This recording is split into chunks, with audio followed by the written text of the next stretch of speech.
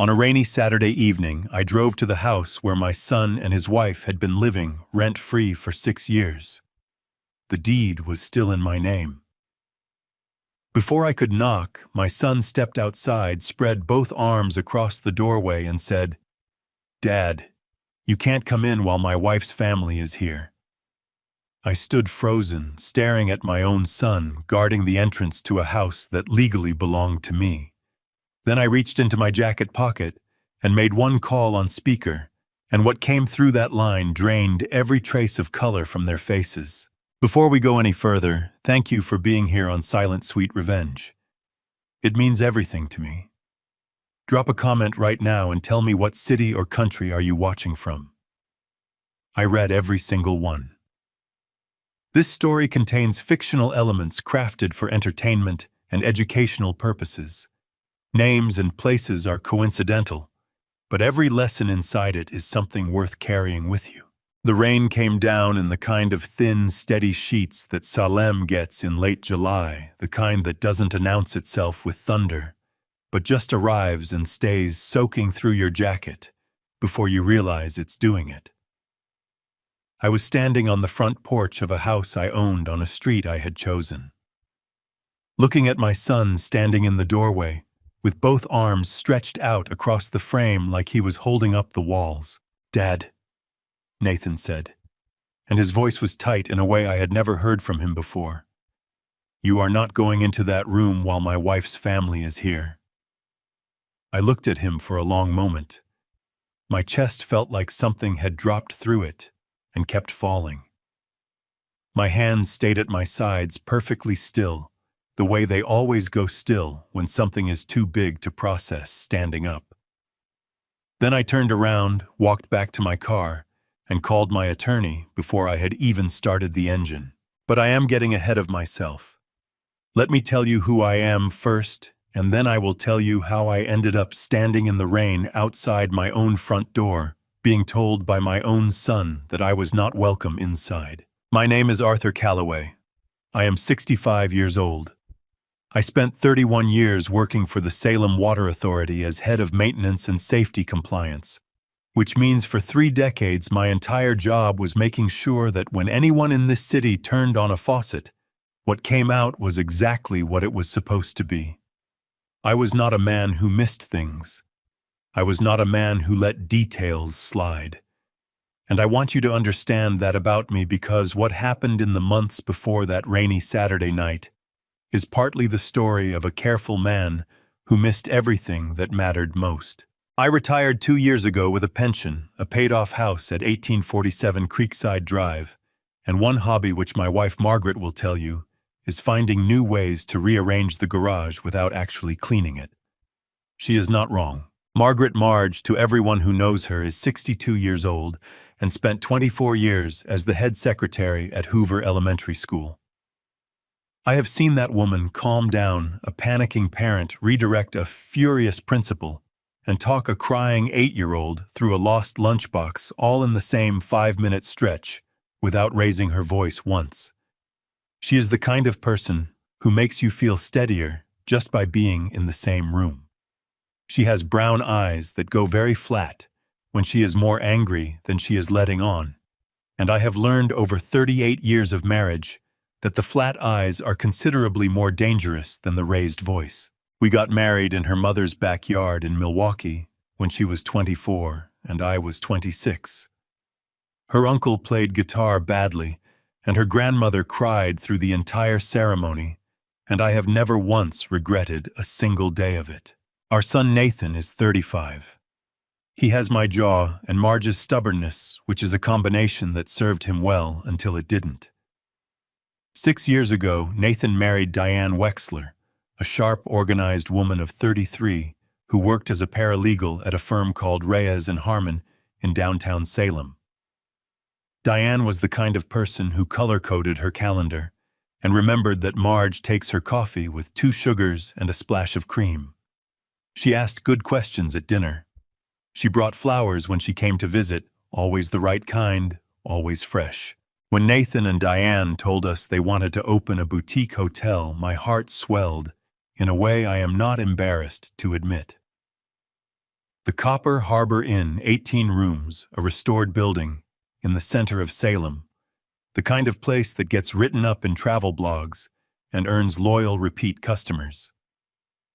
I drove past it twice on my lunch break, the week they signed the lease, just to look at it and feel proud. 6 years ago, I also bought a second property, a smaller house at 412 Delmar Street, 10 minutes from Creekside Drive. I want to be clear about something. Nathan did not ask me for it. He never asked. I bought it because I wanted my son to have a place to start, without the weight of rent eating everything he was trying to build. The deed stayed in my name. That was not an oversight. That was intentional. In my experience, generosity works better when the paperwork is clean. Frank Mosley has been my closest friend for 24 years. We met on a recreational softball team that no longer exists because most of us cannot play softball anymore. He retired from the Postal Service 4 years ago and now spends his time appearing uninvited at my house with beer and opinions about things nobody asked him about. He is 66 years old, built like a man who used to be athletic and has mostly made peace with it, and he is the only person outside of Marge who I trust completely and without condition.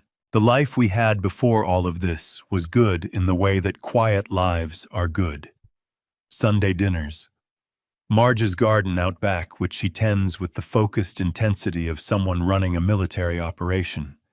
Frank showing up on Tuesday evenings with a six-pack and some strong feelings about local road construction. Nathan calling most weeks less after he married Diane, which I told myself was just what happened when people built their own lives. I told myself a lot of things in those months that I have since had reason to reconsider. What I did not know, what I had no reason to suspect, because I am a man who spent 31 years trusting systems to function the way they were designed, was that for the past 18 months, a plan had been taking shape inside the walls of that house I had bought for my son on Delmar Street. A plan that involved my signature, my savings, my property, and my name. I found out on a Tuesday in June at a bank I had been walking into for 14 years. But I am still getting ahead of myself. Let me start with the small things. Because the small things were there the whole time, and I missed every single one of them. The first sign came in February, and I almost laughed at it. Nathan called on a Sunday afternoon while I was in the garage trying to convince myself I was organizing rather than rearranging. Marge was in the kitchen doing something with a pot roast that smelled like the best decision anyone had ever made. The call came through on the old landline we still keep, because Marge says cell phones are fine for information, but not for actual conversation, and I have learned not to argue with her about things she has already decided. "Hey, Dad." Nathan's voice was easy, relaxed, the same voice he used when he called to talk about the weather or ask how the garden was doing. "Quick question, have you and Mom ever thought about setting up a living trust?" I wiped my hands on a rag and leaned against the workbench. "A living trust," I said. "Yeah. You know, for the houses, the savings. Just estate planning stuff.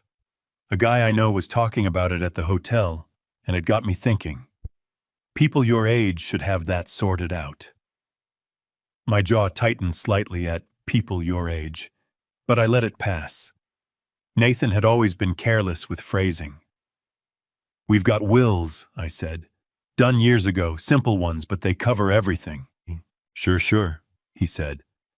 "But wills go through probate, Dad. A trust is cleaner." Diane was actually mentioning it. She says she sees it all the time at the firm.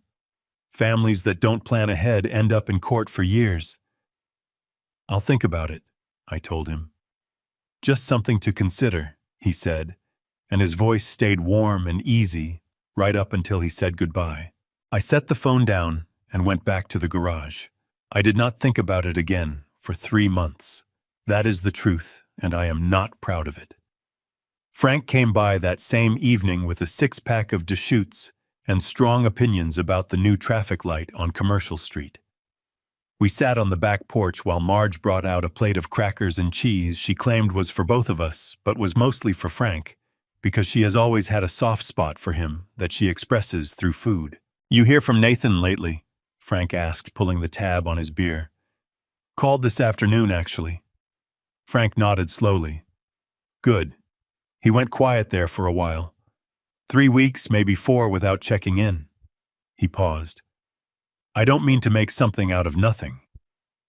"You're not," I said. "He's busy. The hotel keeps them both running." Frank looked at me over the top of his can with the expression he uses when he disagrees with something, but has decided not to say so directly. With Frank, that expression lasts about 45 seconds before he says it anyway. This time, he just drank his beer. I should have paid more attention to that 45 seconds. In early March, a woman from a title company called the house. She identified herself, pleasantly mentioned a company name I didn't recognize, and asked if we were still confirmed for our appointment on the 14th. "I think you have the wrong number," I told her. "Is this the Callaway residence on Creekside Drive?" My stomach shifted just slightly, the way it does when something small doesn't add up. "It is," I said. "But we haven't made any appointments with a title company." There was a brief pause on her end. "I apologize," she said. "I'll check our records and follow up." She never called back. I told Marge about it over dinner, and she set her fork down and looked at me with those brown eyes that had gone just slightly flat. "That's strange," she said. "Probably a clerical error," I said. "Wrong Callaway." "Arthur." She said my name the way she does when she wants me to slow down and actually think. "We are the only Callaways on Creekside Drive." "I'll keep an eye on it," I said. I did not keep an eye on it. That is also the truth. April brought the mail trouble. Not dramatic, not all at once, just a gradual thinning of the envelopes in our mailbox. The catalogs kept coming. The grocery circulars, the charity solicitations, the occasional card from Marge's cousin in Wisconsin, all of it arrived on schedule. But the bank statements, the quarterly investment summary, a notice from the insurance company, those started disappearing. One here, one there, the kind of absence you rationalize before you even realize you're doing it. "Did we get anything from Columbia Pacific this month?" Marge asked one morning, standing at the kitchen counter, going through the mail with the focused attention she gives to everything. "Must be running late," I said. She made a sound that was not quite agreement and not quite argument, somewhere in between, which in 38 years I have learned to translate as "I hear you saying that, and I want you to know I am not convinced." Then came the afternoon in mid-April that I have replayed more times than I can count. I had driven over to 412 Delmar to drop off a spare set of keys. Nathan had asked to borrow something about a locksmith and a storage unit. I don't remember exactly. I parked in the driveway and came around the side of the house toward the back door. The kitchen window was open and the screen door was latched, and before I had gotten close enough to knock, I heard Diane's voice coming through clearly. She was on the phone. Her back was to the window, and she hadn't heard me come around the side of the house. Her voice was low and tight, in a way I had never heard from her before, the voice of someone who is exhausted, straight through to the center of herself. "I just need 6 more months," she was saying. "That's all. I have a plan and it's going to work. Nobody is losing anything on my watch. Do you understand me? Nobody." A pause while the other person spoke. "I know what I'm doing," she said, sharper this time. "Just trust me and give me the 6 months."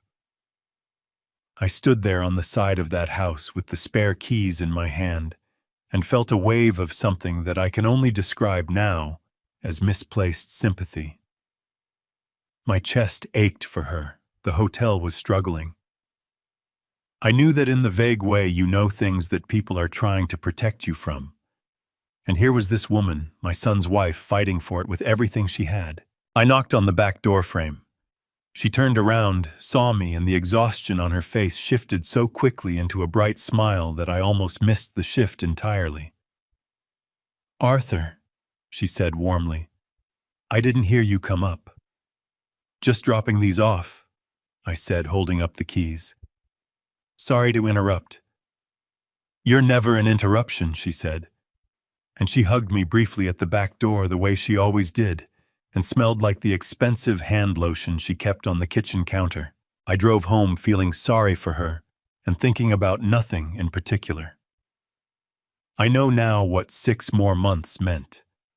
I know exactly whose money that plan was going to run on, and I know that the exhaustion in her voice was not the exhaustion of someone trying to save something she loved.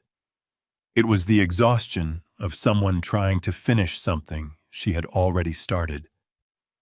But that afternoon in April, I just drove home. The camera above our side gate went dark for the first time 2 days later. 20 minutes, maybe a little more, just long enough for something to happen, and not long enough for me to notice until much later. I told myself it was a power flicker. I had spent 31 years trusting systems to work the way they were designed. The problem I understand now is that I had forgotten to account for the people who study systems specifically in order to know which parts to break. June arrived the way Oregon Junes always do. Cool mornings, afternoons that can't decide between sun and cloud, and the smell of cut grass coming through every open window. I had been meaning to add Marge's name to a certificate of deposit at Columbia Pacific Bank for the better part of a year, and I finally ran out of reasons to put it off. It was a Tuesday. I wore my good jacket because Marge always says I dress like a man who has given up when I don't, and I have no desire to prove her right.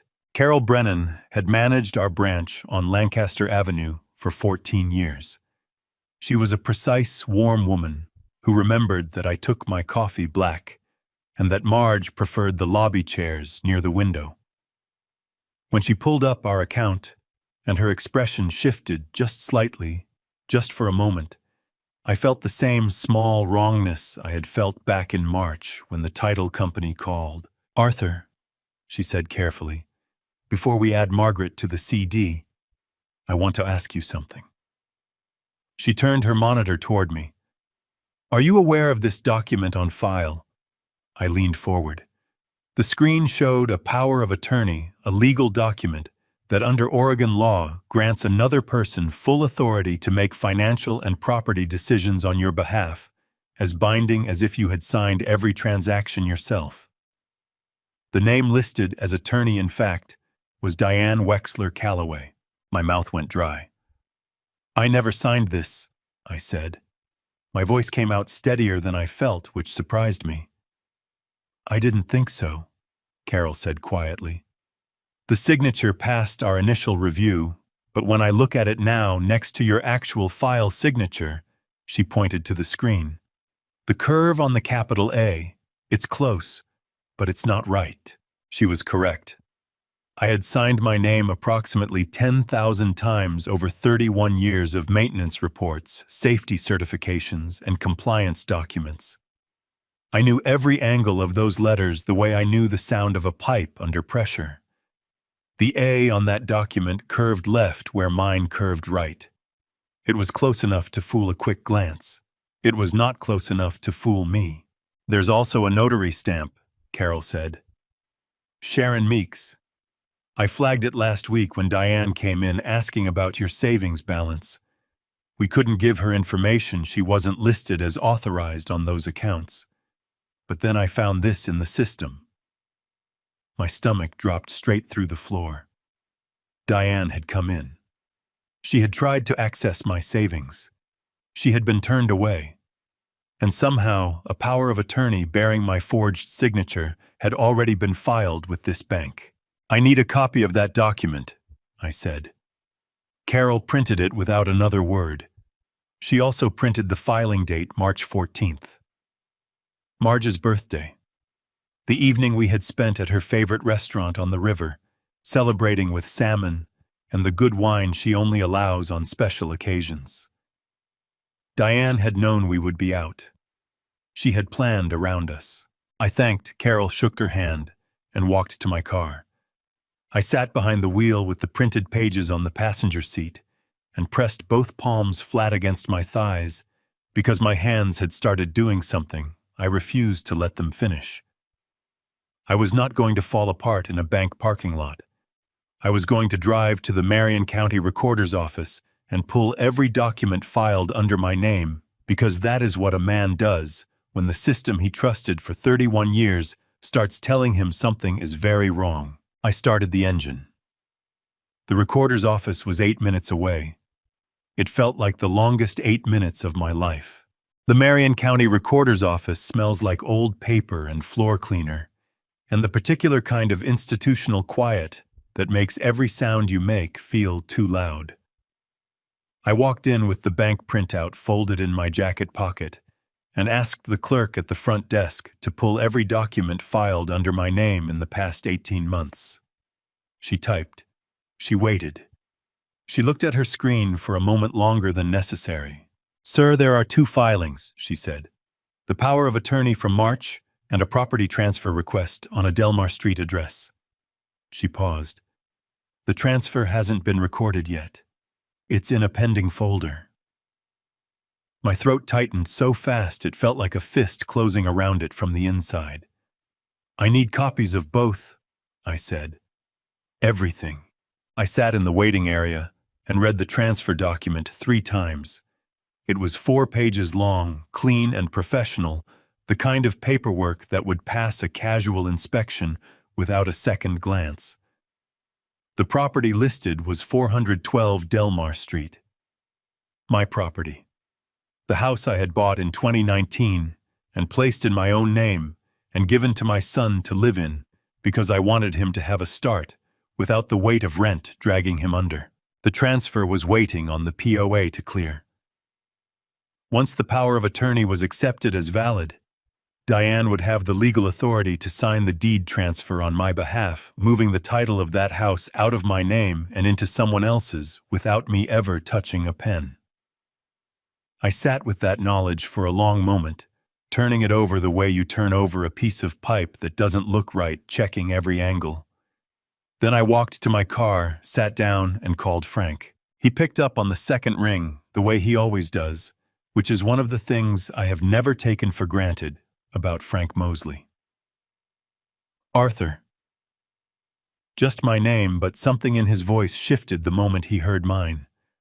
"Frank," I said, "I think Diane has been trying to steal my house." The silence on his end lasted exactly 3 seconds. Then, "Say that again, slower." I told him everything. The POA, the forged signature, the deed transfer sitting in a pending folder at the recorder's office waiting for the paperwork to clear so it could erase my name from a property I had owned for 6 years. I told him about March 14th, Marge's birthday, the dinner on the river, the way Diane had built her timeline around the one evening she knew we would not be home. Frank's breathing changed as I talked. By the time I finished, it had gone slow and deliberate the way it does when he is working very hard not to say the first thing that comes to his mind. "Arthur," he said finally, his voice rough around the edges. "Does Nathan know about any of this?" The question hit me somewhere below the sternum and just stayed there aching. "I don't know," I said. Frank exhaled hard. "That's the part that's going to hurt worse than the money. You know that, right?" My eyes burned. Not enough to spill over. I was still sitting in a parking lot in broad daylight, and I had not cried in a public parking lot since 1987, and I was not going to start now. But they burned, and I pressed the heel of my hand against the steering wheel and stared at the roof of my car until the burning eased. "I know," I said. "What are you going to do?" "I'm going to find an attorney," I said. "Tonight. And then I'm going to go home and figure out how to tell Marge without scaring her to death." Frank made a sound that was not quite a laugh and not quite a sob. Something cracked open in the middle. "You want me to come over?" "Not yet," I said. "Let me talk to Marge first." I started the engine. The printed pages sat on the passenger seat edges perfectly straight, as though they were not the most destructive thing I had ever brought home. That night I made 2 phone calls. The first was to Marge, the second was to Patricia Okafor. Patricia Okafor's office was on the 3rd floor of a building on Court Street that smelled like good coffee and earned money. Her assistant showed me in without making me wait, which I later learned was not standard procedure, but a courtesy extended to people Carol Brennan called ahead for personally. Pat Okafor was 53 years old, broad-shouldered, and had the kind of stillness about her that you usually only see in people who have spent decades in rooms where the wrong word costs someone everything. She shook my hand, gestured to the chair across from her desk, and read the documents I had brought without saying a single word for 4 full minutes. Then she set them down and looked at me. "The notary stamp is fraudulent," she said. "There is no Sharon Meeks registered as a notary public in the state of Oregon. I checked before you arrived." She folded her hands on the desk. "But here is what makes this more serious than a simple forgery, Arthur. Sharon Meeks is not a made-up name." I felt the hair rise on the back of my neck. "What do you mean?" "Sharon Meeks is the maiden name of Diane's mother," Pat said, her voice steady and precise as a scalpel. "Her legal name now is Sharon Keene. Your daughter-in-law used her own mother's former name to create a fraudulent notary stamp. And based on what I'm seeing here, Sharon Keene signed the notary log herself using a name she legally held for 30 years to make this document pass a basic verification check." My stomach turned over hard. I gripped the armrest of the chair and forced myself to breathe evenly. "So this wasn't just Diane," I said. "No," Pat said. "This was a family decision. Under Oregon law, what Sharon Keene did constitutes notary impersonation, a criminal offense separate from the forgery itself. We are looking at conspiracy charges that extend beyond your daughter-in-law." She laid out her plan in 4 steps, filing an emergency revocation of the POA with the county to freeze any pending property transfer subpoenaing records from Reyes and Harmon, to trace the notary stamp materials, preparing a civil complaint for fraud and forgery, and referring the matter to the Oregon State Bar, given Diane's paralegal certification. "I need you to do something difficult," Pat said, and for the first time something almost warm crossed her face. "I need you to be completely boring for 6 weeks. Do not change your locks. Do not confront Nathan or Diane. Do not alter your routine in any way.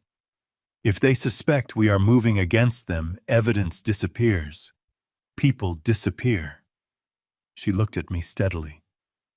"Can you do that?" I spent 31 years making sure nothing showed on the surface while I fixed what was broken underneath, I said. "I can do boring." The corner of her mouth moved. "Good." I was almost to my car when my cell phone rang. The number was local but unfamiliar. "Mr. Calloway," a woman's voice, older, careful. "My name is Evelyn Marsh. I live at 1849 Creekside, next door to you." A pause. "I think I have something you need to see." Evelyn Marsh was 71 years old, with sharp eyes and a security camera system her nephew had installed after a neighborhood break-in 2 years prior.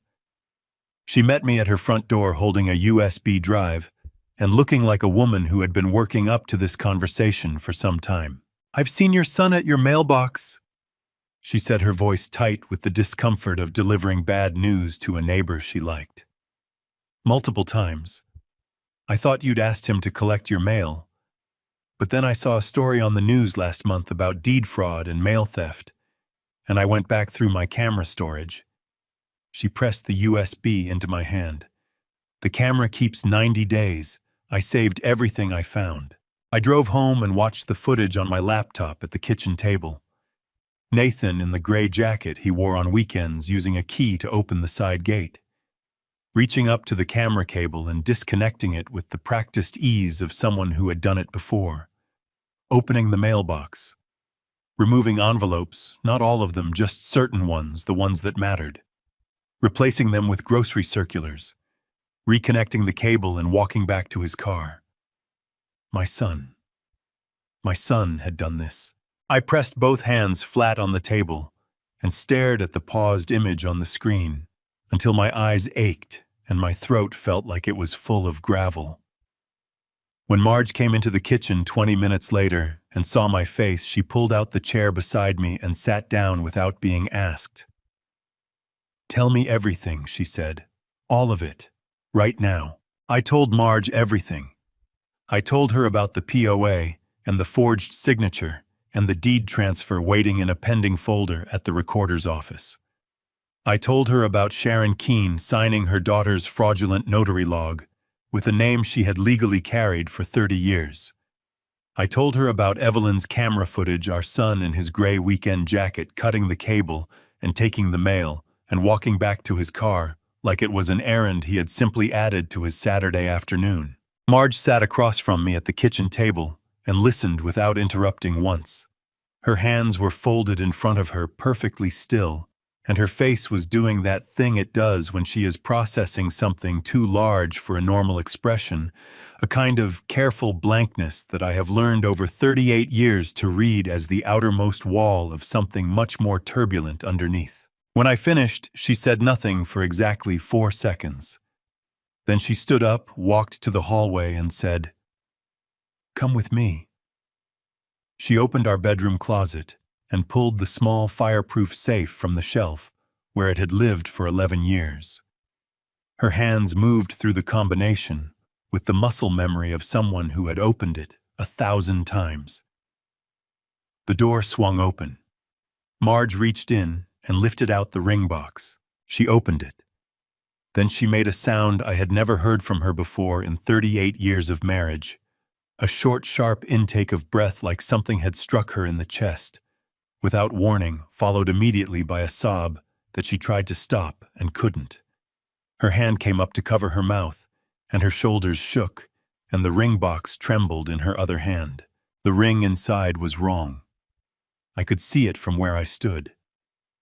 The stone caught the light differently, too bright, too uniform, the cold sparkle of cubic zirconia, where there should have been the warmer, deeper fire of her mother's diamond. "She was here," Marge said, her voice breaking apart in the middle of the sentence and reassembling itself with visible effort.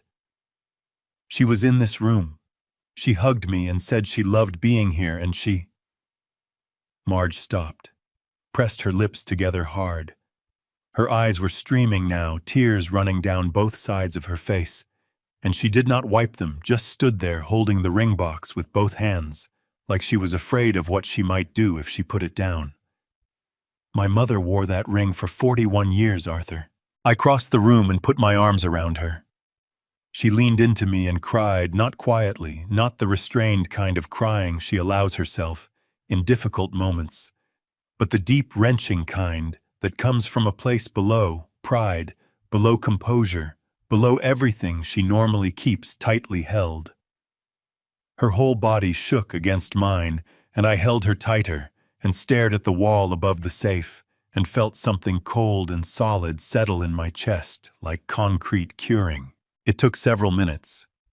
When she finally pulled back, her face was red and her eyes were swollen, and she looked at me with an expression I can only describe as grief with its sleeves rolled up. "What do we do?" she asked. "Pat is already working on it," I said. "She'll trace the ring." "Good." Marge wiped her face with the back of her hand, one firm swipe like closing a door. "Then let her work." Pat called 2 days later. She had traced the ring to a jewelry resale shop called Burnside & Sons on the east side of Salem. The person who sold it had worn a wig and dark glasses and signed a false name, a competent disguise by most standards. But the shop's parking lot camera had captured the vehicle clearly. Pat's voice over the phone was flat and precise. "It was Diane's car, Arthur. The plate is a match." I sat down on the edge of the bed and pressed one hand over my eyes. "The sale price was $4,200, Pat continued. I traced that money through the hotel's utility records. It was used to pay the final electric and water bill for the Copper Harbor, keeping the lights on just long enough to maintain the appearance that the hotel was still operating. My mother-in-law's diamond ring, sold for $4,000 to keep a dead hotel looking alive so that I would keep believing the lie. "Arthur," Pat said carefully, "are you still there?" "I'm here," I said. My voice came out rough and low, scraped clean of everything except the words themselves. "Keep going. Tell me everything you have." She did. And what she told me next made the ring feel like the smallest thing they had taken. What Pat told me next took 11 minutes to say and approximately 11 seconds to understand. The Copper Harbor Boutique Inn had not been operating since February. It had been shut down by the Oregon Department of Revenue and the Salem Fire Marshal's office, simultaneously unpaid business taxes dating back 14 months, combined with 3 unresolved fire safety violations that the hotel had been cited for and never corrected.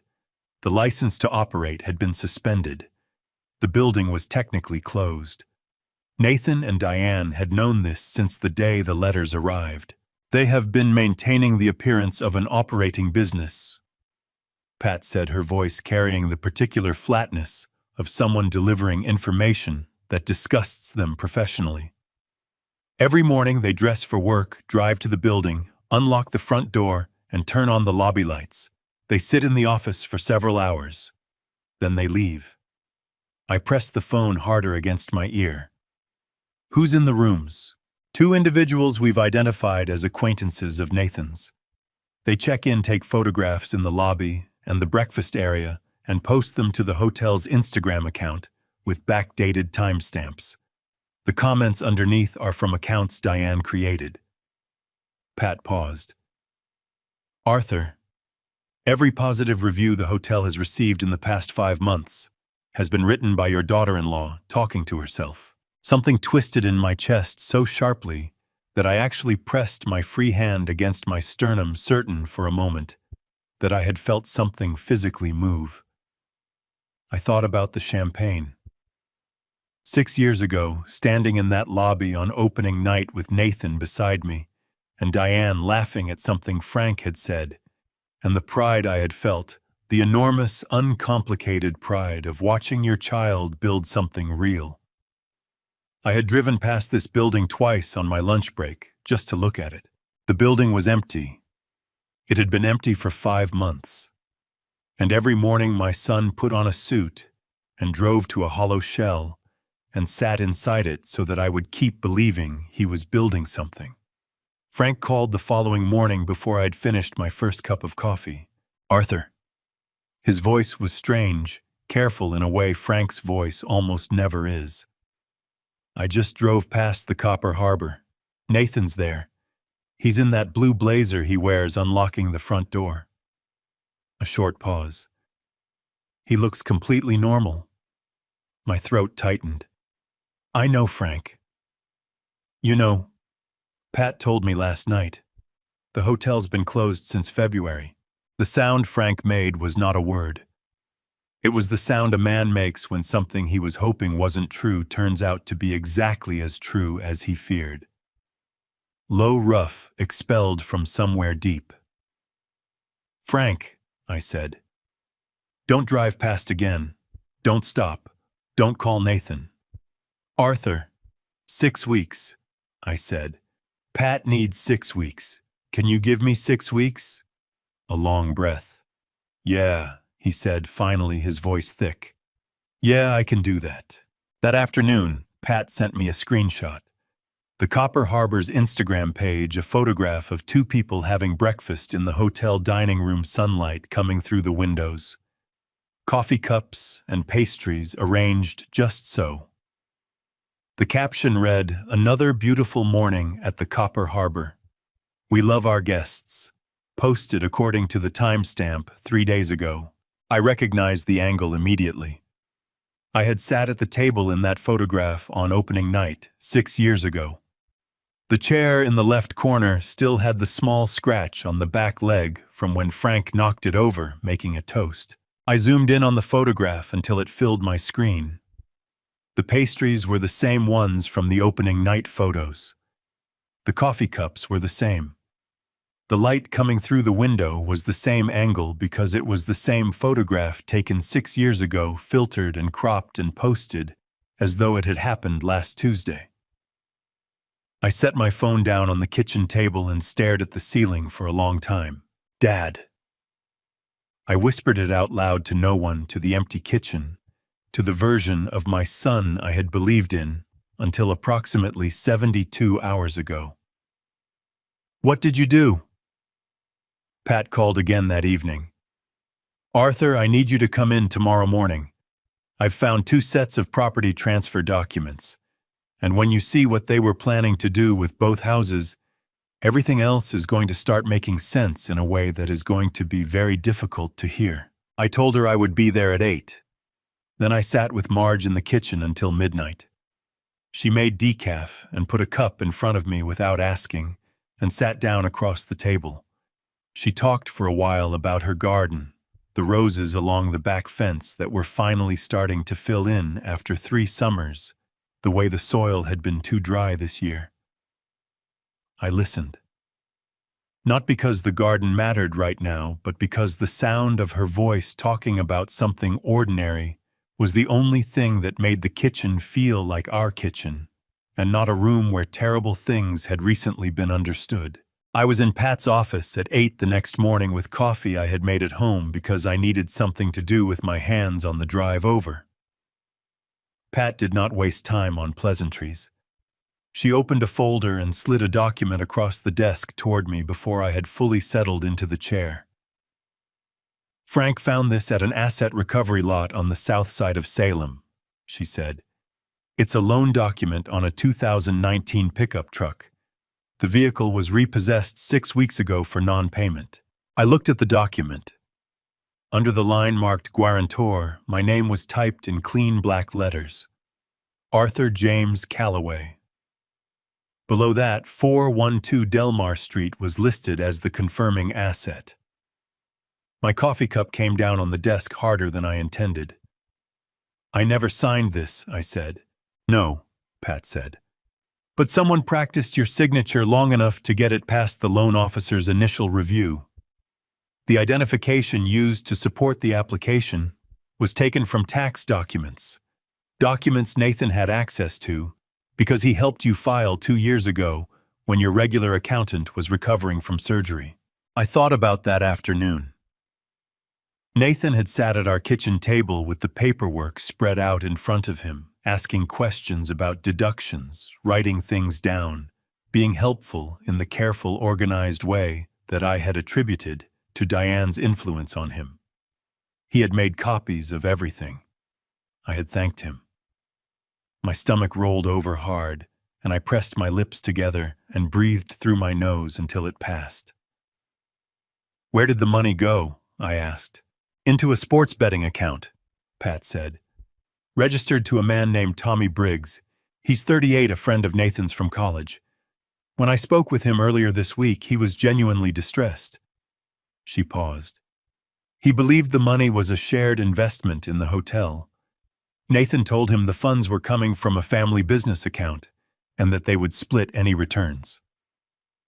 Tommy didn't ask further questions because he was behind on his own rent and needed the arrangement to be legitimate. So Nathan used my identity to take out a loan, funneled the money through a friend who thought it was an investment, and the friend had no idea, I said. Correct. Tommy Briggs has agreed to provide full cooperation and his complete account records. Pat's expression did not change, but something behind her eyes went very still.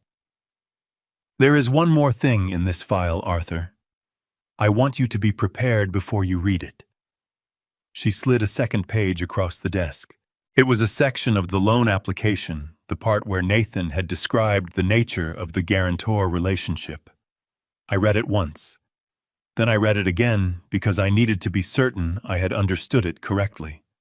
Under the heading, Reason for third-party guarantor. Nathan had written, "My father serves in a financial guardian capacity due to early indications of cognitive decline.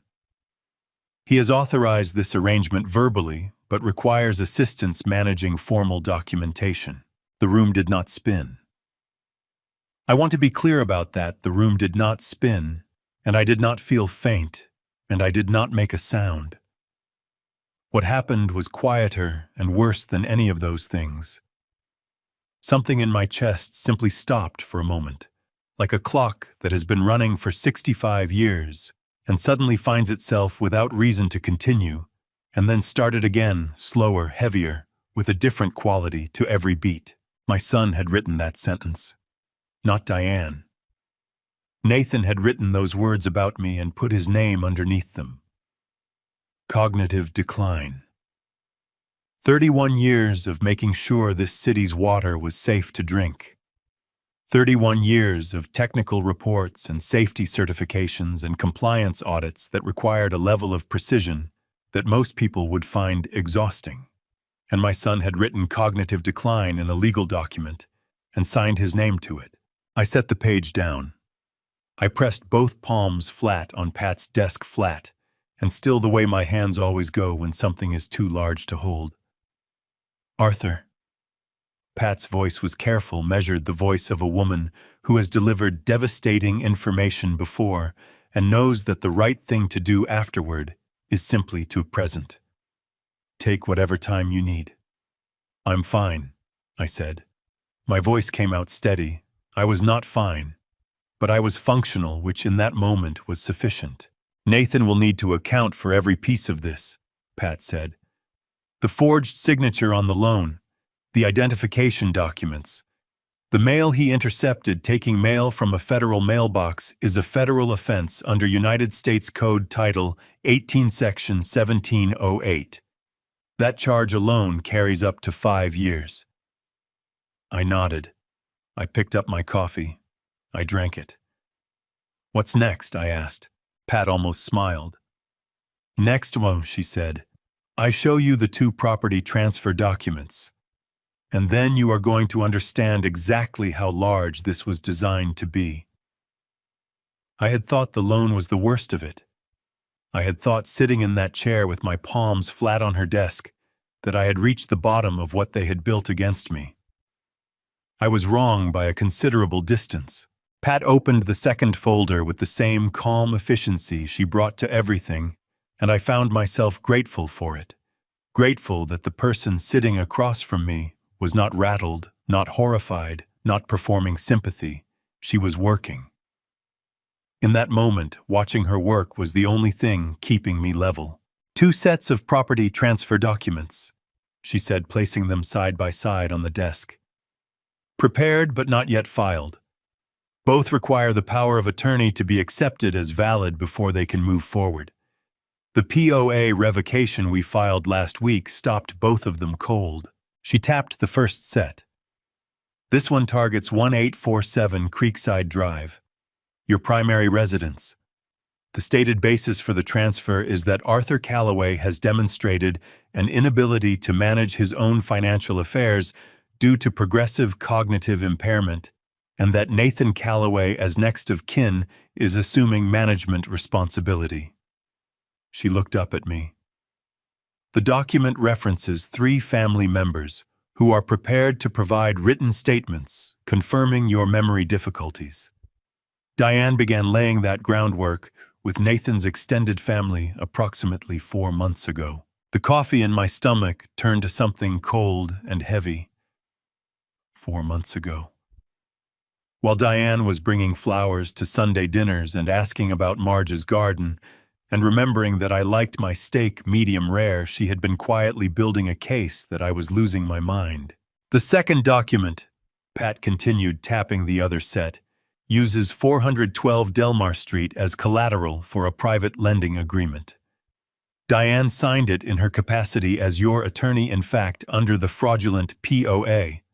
The lender is a private company, not a bank, which is why there was no federal verification process." She paused. "The agreement includes a debt assignment clause. If the underlying debt is not repaid within 90 days, both properties can be drawn into the dispute. Arthur, both houses. Not one. Both. I put my coffee down because my hand had developed a faint tremor that I refused to acknowledge, but also did not trust around a full cup. There is one more item, Pat said. Her voice dropped slightly, not much, just enough for me to notice. I want you to understand that I am telling you this because you need to know it, not because I want to cause you additional distress. Tell me, I said. She opened a third document. Diane used the fraudulent power of attorney to execute a life insurance policy in your name. The coverage amount is significant. Nathan is listed as sole beneficiary. Premiums have been paid from the hotel's operating account for the past 4 months. She set the page down and looked at me directly. This policy was not taken out to protect your family's financial future, Arthur. It was taken out as a contingency. If the plan to acquire the properties encountered complications, if the stress of the situation affected your health, Nathan would still receive a substantial payout. The chair underneath me felt very far away from the floor. I gripped the armrests and breathed through it, in through the nose, out through the mouth, the way I used to breathe through confined space inspections in utility tunnels when the walls felt too close. They had planned for me to get sick. They had prepared financially for the possibility that what they were doing to me might break something in my body that could not be fixed. Arthur, Pat's voice was firm and grounding. I need you to stay with me. There is one more thing, and it is important. I nodded. My throat had closed to approximately the width of a drinking straw, but I nodded. She slid a printed email across the desk. This was recovered from Reyes and Harmon's server during the subpoena process. Diane sent it to her father, Gerald Wexler, from her work account. I read it. Dad, we need 3 more weeks. He still doesn't suspect anything. Sharon's piece is done. The second transfer document is ready. Keep Mom calm and tell her it will be over soon. 3 weeks. The email was dated 2 days after Diane had come to our house to help Marge reorganize the bedroom closet. 2 days after she had stood in our hallway and hugged my wife and said she loved being part of our family. Something broke open in my chest, not the quiet stopping from earlier, not the cold heaviness, but something hot and raw and furious that I had to clamp down on immediately, because Patricia Okafor's office was not the place, and this was not the moment. How long? I asked. My voice came out rough and scraped. How long had they been planning this? Based on the earliest communications I've recovered, Pat said carefully. At least 18 months, possibly longer. She folded her hands. This was not a desperate response to the hotel's failure, Arthur. The hotel's failure may have accelerated the timeline, but this plan existed before the hotel closed. It existed while the hotel was still running. They were building toward this regardless. I sat with that for a long moment. 18 months. Nathan had sat at my kitchen table filing my taxes and making notes while this plan was already underway. Diane had remembered Marge's coffee order and brought the right flowers and said all the right things while an 18-month clock was already running. What do I do now? I asked. Pat almost smiled, not warmly, but with the particular satisfaction of someone who has been waiting to answer exactly this question. Now, she said, you go home and have dinner with your wife. You act normally for 2 more weeks while I finish preparing everything. And then on a Saturday evening of our choosing, you drive to 412 Delmar Street, and you give Nathan one last opportunity to tell the truth. She looked at me steadily. I'll handle everything else. I drove home. Marge was in the kitchen when I walked in, flour on her hands, something in the oven that smelled like the specific kind of comfort only a person who loves you can produce on a day when you need it most. She took one look at my face and turned off the oven timer. Sit down, she said. I'll make tea. And then you are going to tell me everything that woman said, every single word, and we are going to figure out what comes next together. I sat down. My hands were steadier than they had been in Pat's office. Something about Marge's voice, the absolute unshakable certainty in it, did that to me every time. 2 weeks later, on a Saturday evening in late July, it rained. Before I tell you what happened at that dinner table, what Diane did in front of her own parents, and a room full of guests right to my face, drop a "still here" in the comments, so I know you are with me. Because what comes next is the kind of thing that will make your blood run cold. A quick note. This story contains fictional elements woven in for storytelling and educational purposes. Some details may not reflect any single real event, if that is not the kind of content you are looking for. No hard feelings at all, you can step away right now. But if you stay, I promise it is worth it. The dinner invitation came 4 days before the Saturday it rained. Diane called Marge directly, which she rarely did, and her voice on the phone was warm and bright and completely ordinary, the voice of a daughter-in-law who simply wanted to have the family together before the summer got away from them. Her parents were visiting from out of town, she said. A few old friends of the hotel were coming by. Nothing formal. Just dinner at the house on Delmar, 7 o'clock, bring nothing. Marge held the phone against her chest after she hung up and looked at me across the kitchen. "We're going," I said before she could ask. "I know," she said. "I just wanted to look at you for a second first." We drove over together on a Tuesday evening in the 5th week of our 6-week agreement with Pat, close enough to the end that I could feel the weight of what was coming and far enough from it that I still had to hold everything exactly where it was.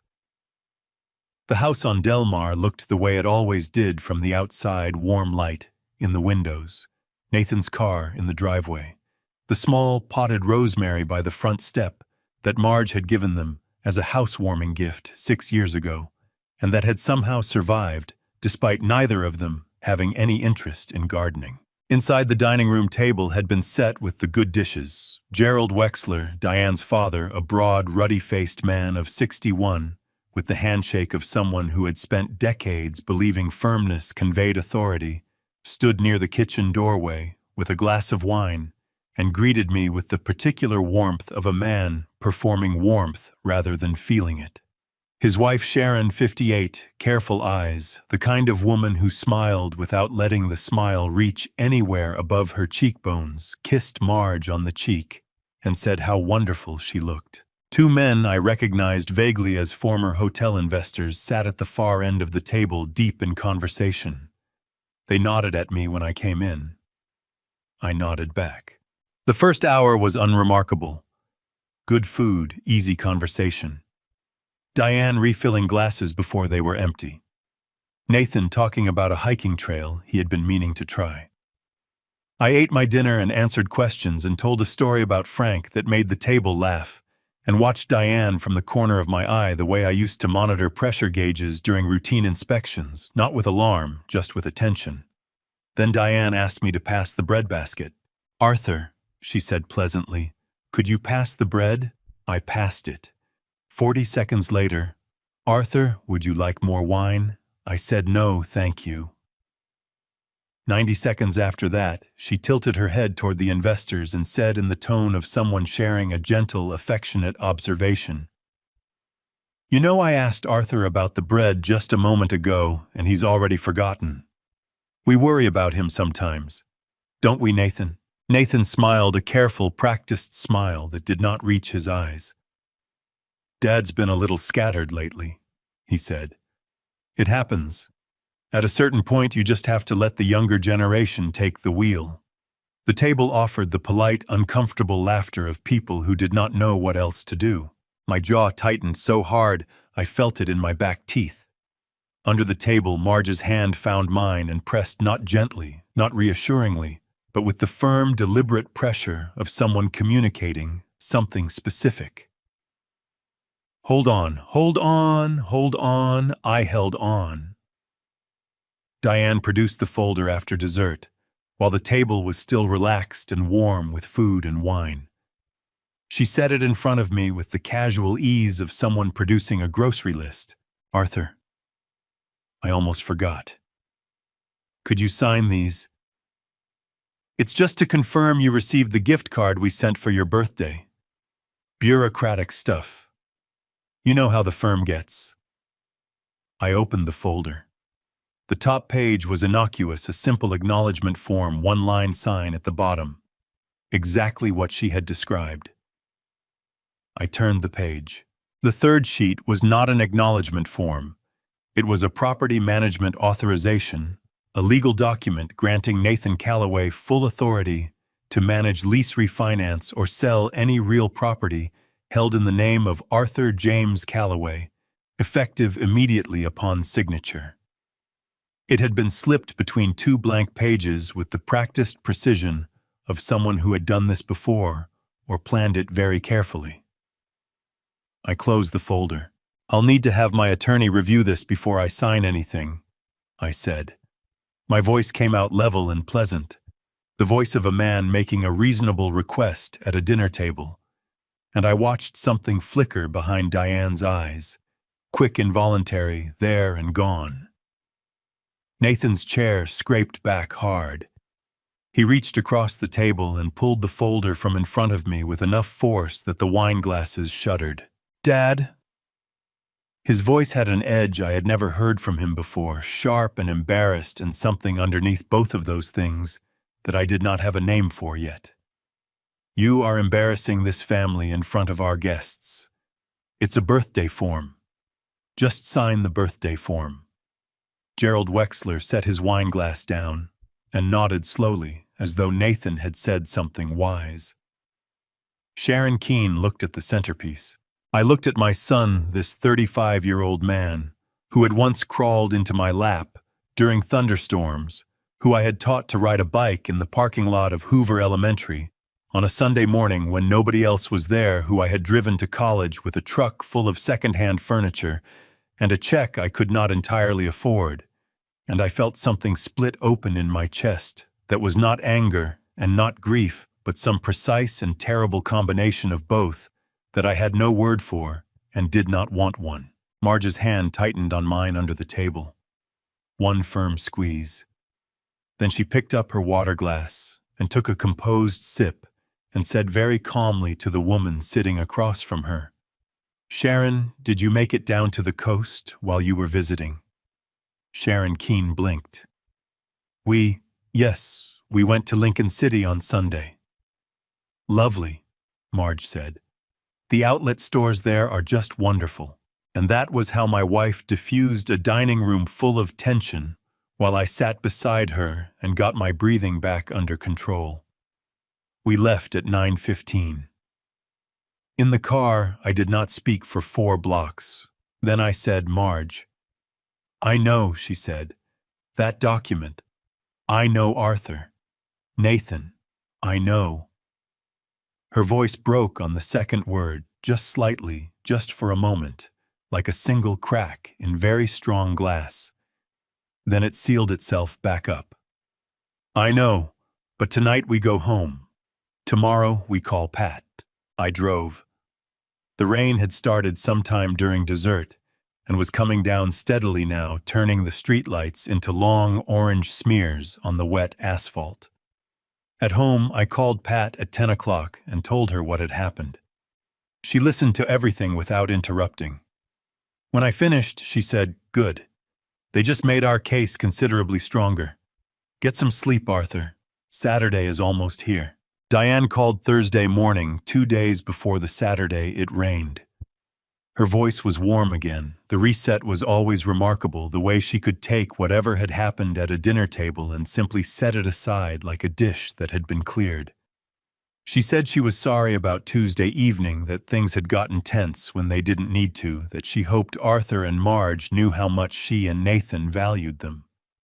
I said, "Of course." Then she mentioned, almost as an afterthought, that the water pressure in the hotel's basement had been behaving strangely. A possible leak somewhere in the utility lines. She knew it was a lot to ask, but given my background, 31 years of exactly this kind of problem, she wondered if I might come by and take a look before they called a plumber. Save everyone the expense. I said I would come by that afternoon. I called Pat immediately after I hung up. She picked up before the second ring. She called, I said. I expected she would, Pat said. After Tuesday, she needs to re-establish control. Go. Be cooperative. Be calm. Whatever happens in that building, do not raise your voice and do not leave quickly. Walk out slowly when you are ready. A brief pause. And Arthur, check the water system from outside before you go in. I drove to the Copper Harbor at 2 in the afternoon. Before I went inside, I walked the perimeter of the building, the way I had walked the perimeter of every facility I had ever inspected, methodically. Unhurried eyes on the foundation and the utility access points. The external pressure gauge on the east wall read normal. The drainage lines showed no evidence of moisture stress.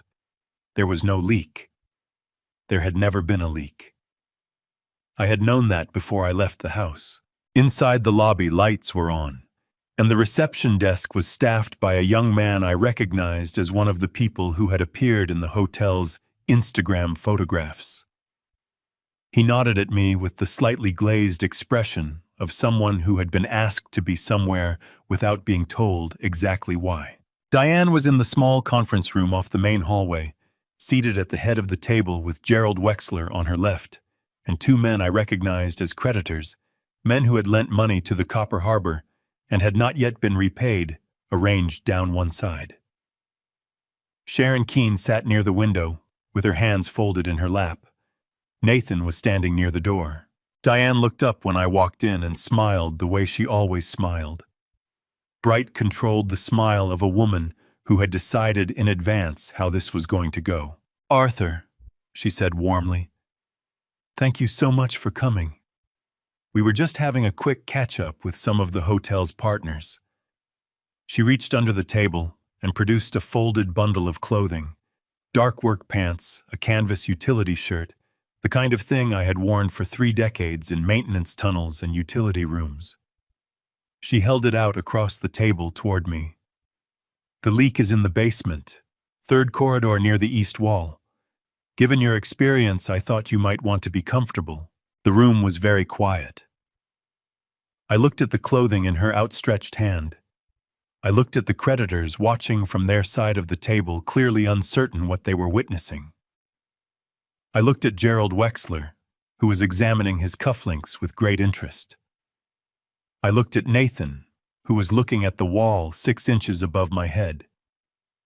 Then I looked at Diane. "Thank you," I said pleasantly. I took the bundle from her hands and set it on the table in front of me slowly and without drama, the way you set down a tool you have finished using. Before I head down, I should mention I walked the exterior before I came in, checked the pressure gauge on the east wall, and inspected the drainage access points on the north and south foundations. I kept my voice conversational, the voice of one professional speaking to another. "There's no leak, Diane. The system is running exactly the way it should." The smile on her face did something complicated. It did not disappear, she was too controlled for that. But it contracted, pulled inward like a sail when the wind drops. "Well," she said, "perhaps it resolved itself. These things sometimes they do." I agreed pleasantly. I picked up the bundle of clothing and handed it back to her across the table. "I'll leave these with you in case the plumber needs them." I pushed my chair back, stood up, nodded to the room in general, and walked out. I did not hurry. I walked through the lobby at the same pace I had walked in past the young man at the reception desk, who was now staring openly out through the front door and down the 2 steps to the sidewalk and to my car. I sat behind the wheel and allowed myself exactly 30 seconds to feel the thing I had not allowed myself to feel in that room, a shaking in my hands that started at my fingertips and worked its way up to my elbows before I pressed both palms flat on the steering wheel and breathed it down. I had been calm. I had been correct. And I had walked out of that building with exactly the dignity I had walked in with. What I did not know, what Frank told me 4 hours later when he called with a voice like gravel in a tin can, was that someone in that room had been recording. "Arthur," Frank said, and I could hear that he was working hard to keep his voice level and failing at it. "Somebody just sent me a video. It's you, in that conference room. It looks like you shoved something across the table and walked out angry." His breath came out sharp. "It's been edited, man. I can see it's been edited. But it's Arthur there saying you lost control." My jaw tightened until my back teeth ached. I thought about the moment I had set the bundle of clothing on the table, the ordinary, unremarkable motion of placing an object down on a surface. On camera, isolated from context, cut to begin at exactly the right frame, it could be made to look like almost anything. "Save it," I said. "Do not delete it, and do not respond to whoever sent it. Save the message, save the video, save everything." "Already done," Frank said. His voice dropped lower, rougher. "Arthur, these people, I know," I said. "What they're trying to do to you, I know, Frank." My voice came out steady and quiet and absolutely certain. 2 more days. There was a long breath on his end. "Then 2 more days," he said. And I could hear in those 3 words everything Frank Mosley had never been able to say out loud. The fury, the loyalty, the particular anguish of watching someone you love be targeted and having to stand still while the clock runs down. We came home from Marge's afternoon appointment on Friday to find a stranger sitting on our front porch. She was a woman in her mid-40s, professionally dressed with a clipboard on her knees and the carefully neutral expression of someone trained to deliver difficult news without triggering a scene. She stood when she saw us coming up the front walk and introduced herself as a placement coordinator from Willamette Valley Senior Care, a residential facility on the north side of Salem. "Mrs. Calloway," she said, looking between us, "I have you down for a 2 o'clock consultation. I know I'm a little early. I hope that's all right." Marge's hand tightened on my arm so fast and so hard that I felt it in the bone. "I'm sorry," Marge said, and her voice was perfectly, terrifyingly controlled. "Could you tell me who scheduled this appointment?" The woman checked her clipboard. "The booking was made by a Diane Wexler Calloway. She indicated that you and your husband had decided to explore residential options and wanted to get the process started before the end of summer." She looked up with a practiced, compassionate smile. "She mentioned it had been a difficult conversation, but that you were both feeling ready for the transition." The silence that followed lasted approximately 4 seconds. In those 4 seconds, I watched my wife's face do something I had only seen it do twice before in 38 years, a total momentary collapse of composure, like a structure that has been holding weight for too long, suddenly registering what it has been carrying. Her chin dropped. Her eyes filled. Her breath came in sharp and audible, the sound of someone who has just been hit somewhere they did not expect. Then she straightened, squared her shoulders, lifted her chin back to exactly the angle it is always at.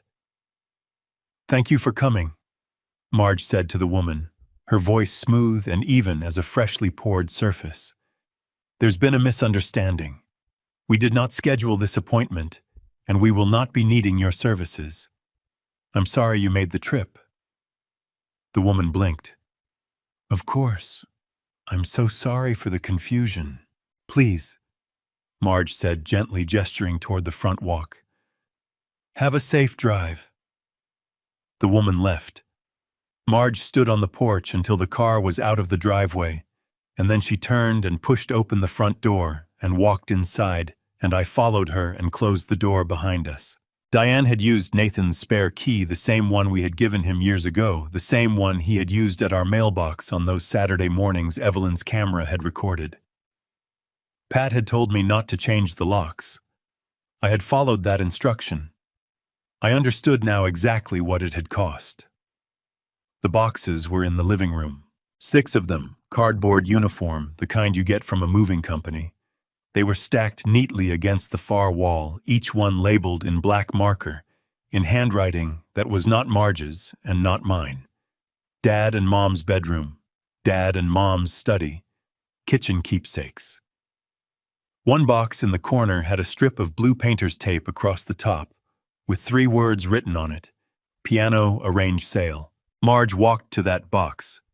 She stood in front of it for a long moment, her back to me, her hands at her sides. The piano had been in our family for 38 years. Marge's mother had played it every Sunday morning until her hands gave out at 81. And then she had given it to Marge, and Marge had played it every Sunday morning, since hymns, mostly. Sometimes other things, always in the early light, before the rest of the house was awake. It was not a valuable instrument by any measure that could be put into numbers. It was irreplaceable by any measure that mattered. She was in this house, Marge said. Her voice was very quiet and very precise, the way it gets when she is feeling something enormous and is managing it one word at a time. She walked through our front door. She went through our rooms. A breath. She put a for sale sticker on my mother's piano. Then Marge turned around, and her face was streaming, tears running freely down both sides. Her expression not crumpled or defeated, but furious, fiercely, and completely furious, the face of a woman who has been patient for a very long time and has now run all the way to the end of it. "Arthur," she said, and her voice cracked on my name like a branch under weight. "I want this to be over. I need this to be over. Tell me it's almost over." I crossed the room and put both arms around her, and she pressed her face against my shoulder and cried the way she had cried the night of the ring, deep and wrenching, and entirely unlike her, the kind of crying that comes from a place she never lets anyone see. Her fingers gripped the back of my jacket and held on. "Tomorrow night," I said into her hair. "It's tomorrow night, Marge. I promise." She pulled back after a moment and wiped her face with both hands, 2 hard swipes, and her eyes were red and swollen, and she looked at me with an expression that was half grief and half something harder and colder than grief. "Good," she said. I called Frank. He arrived 22 minutes later with coffee he had made at his own house and carried over in a thermos, because Frank Mosley has never once in 24 years shown up at a difficult moment without something practical in his hands. He took one look at the boxes and one look at Marge and set the thermos on the kitchen counter and said, "I'm staying until this is sorted." Marge said, "I know you are, Frank. Sit down." We sat at the kitchen table, the 3 of us, and drank coffee and did not talk about the boxes or the piano or the woman with the clipboard, because some things do not need to be discussed to be understood. And sometimes the most useful thing 3 people can do is simply remain in the same room together while the clock moves toward the moment when something is going to change. Pat called at 9 that evening. "Arthur," she said, "the bank flagged a new withdrawal request 40 minutes ago. Same fraudulent POA. They're holding it. The account has been flagged since June, and nothing gets through without my authorization.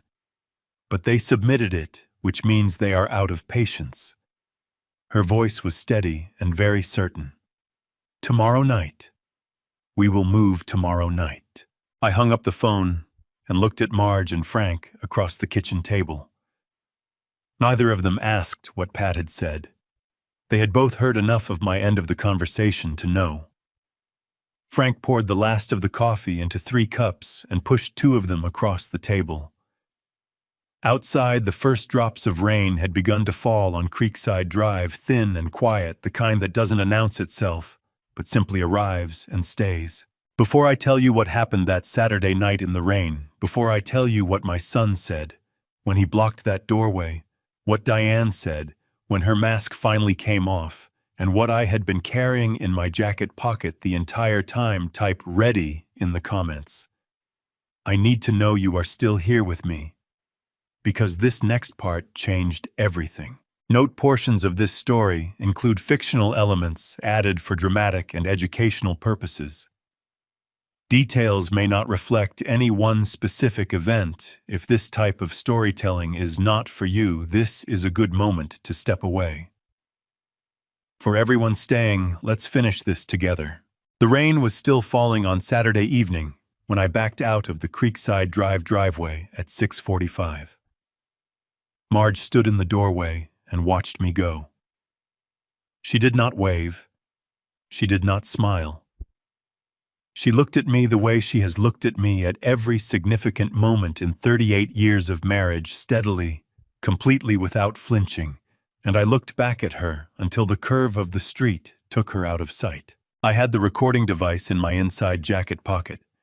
I had charged it the night before and tested the audio quality in the kitchen that morning, while Marge made breakfast and pretended not to notice what I was doing.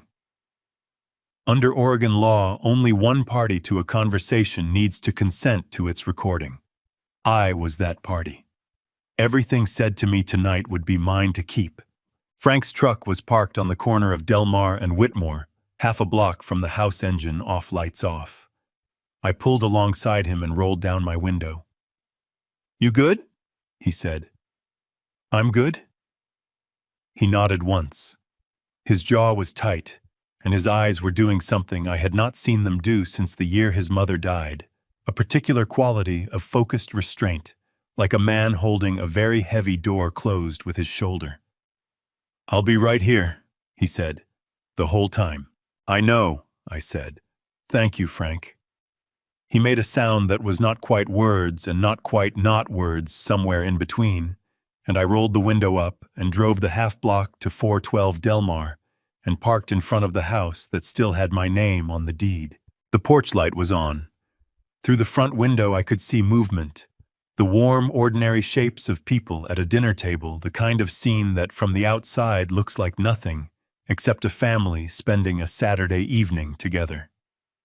I walked up the front path. The rain was thin and cold and had soaked through my jacket by the time I reached the porch steps. I had just raised my hand to knock when the front door opened and Nathan stepped out and pulled it closed behind him. He looked at me for exactly 1 second. Then he spread both arms across the door frame, left hand on one side, right hand on the other, his body filling the opening the way a man fills a doorway when he has decided nothing is coming through it. "Dad," he said. His voice was low and strained, the voice of someone trying to contain something too large for the space available. "You are not going into that room while my wife's family is here." I stood in the rain and looked at my son. I thought about the morning I taught him to ride a bicycle in the Hoover Elementary parking lot, how he had crashed twice and cried once and gotten back on without being asked, and how I had felt watching that, the particular pride of seeing your child choose to be braver than they feel. I thought about the birthday cards I had written him every year for 35 years, sitting at the kitchen table with Marge's coffee going cold beside me, because I always spent too long on the words. Cards he had used to practice forging my name. Both of those things were true at the same time. That was what nobody tells you about this kind of betrayal. It does not erase what came before it. It just sits beside it, and you have to carry both. "Nathan," I said, and my voice came out steady and quiet, the voice I used for 31 years, in rooms where the wrong tone caused more damage than the problem itself. "This house is still in my name. You have been a guest here for 6 years. I would like you to step aside." His arms stayed where they were. "The paperwork is changing," he said. "You know that. And from now on, if you want to come here, you call ahead. That's how it's going to be, Dad." I reached into my jacket pocket and took out my phone.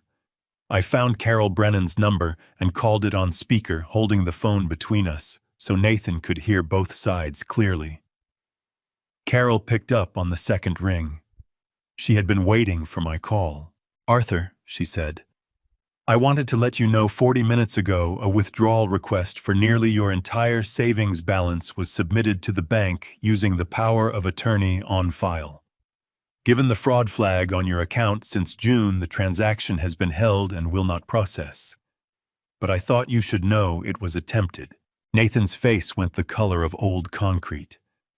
The arms still stretched across the doorframe, but something had gone out of them. The certainty, the practiced firmness replaced by something closer to the expression of a man watching a structure he built on bad ground begin to show cracks.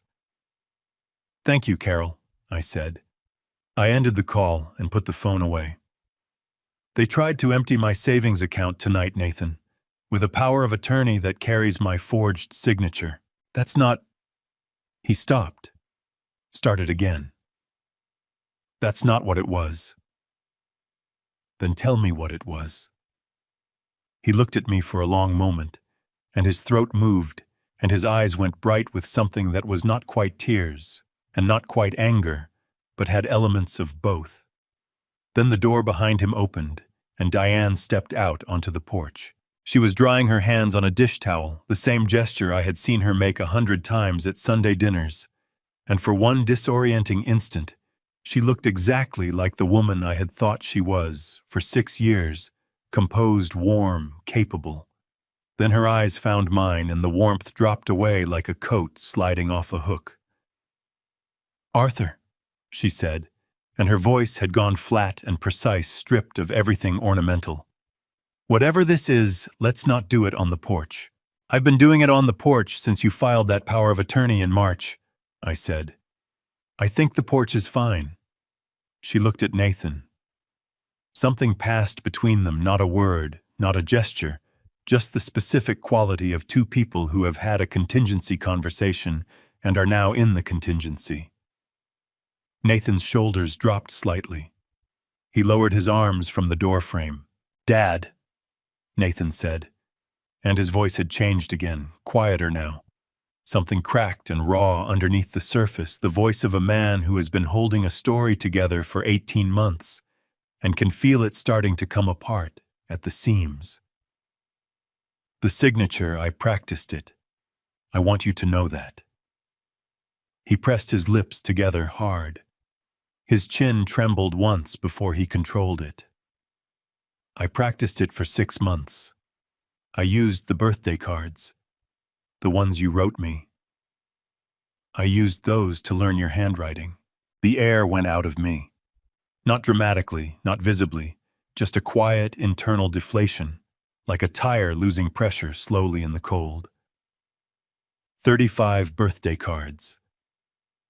I could picture them, the careful sentences, the bad jokes I recycled every few years, hoping he had forgotten the way I always wrote his name at the top in larger letters than necessary, because something about writing my son's name made me want to take up space with it. He had held those cards up to a light and traced my handwriting until he could reproduce it well enough to steal from me. "Nathan," I said, and my voice came out rougher than I intended, scraped and uneven at the edges. "I did not come here tonight because I want to fight with you. I came here because I wanted to give you the chance to tell me the truth yourself." I looked at him steadily, my son, this man I had loved for 35 years, without condition or qualification. "You just used that chance." Behind him, through the front window, I could see the shapes of Gerald and Sharon Wexler moving at the dinner table. And then I saw something else, 3 sets of luggage stacked neatly at the foot of the stairs, packed and ready, going somewhere.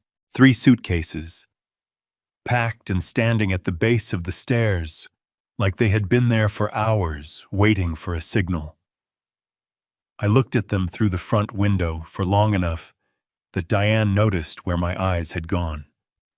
Something shifted in her posture, a micro-adjustment, barely visible, the kind of movement that in 31 years of watching systems under pressure, I had learned to recognize as the moment before a failure mode activates.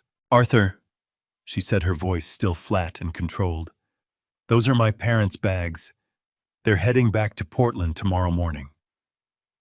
"Is that right?" I said. It was not a question, and she knew it was not a question.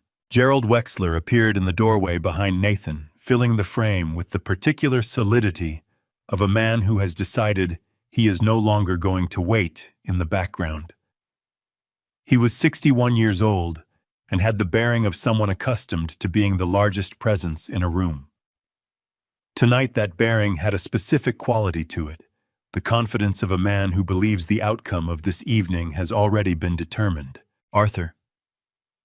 Gerald said, his voice carrying the warm, measured tone of someone performing reasonableness. I think what everyone here wants is a resolution that works for the whole family.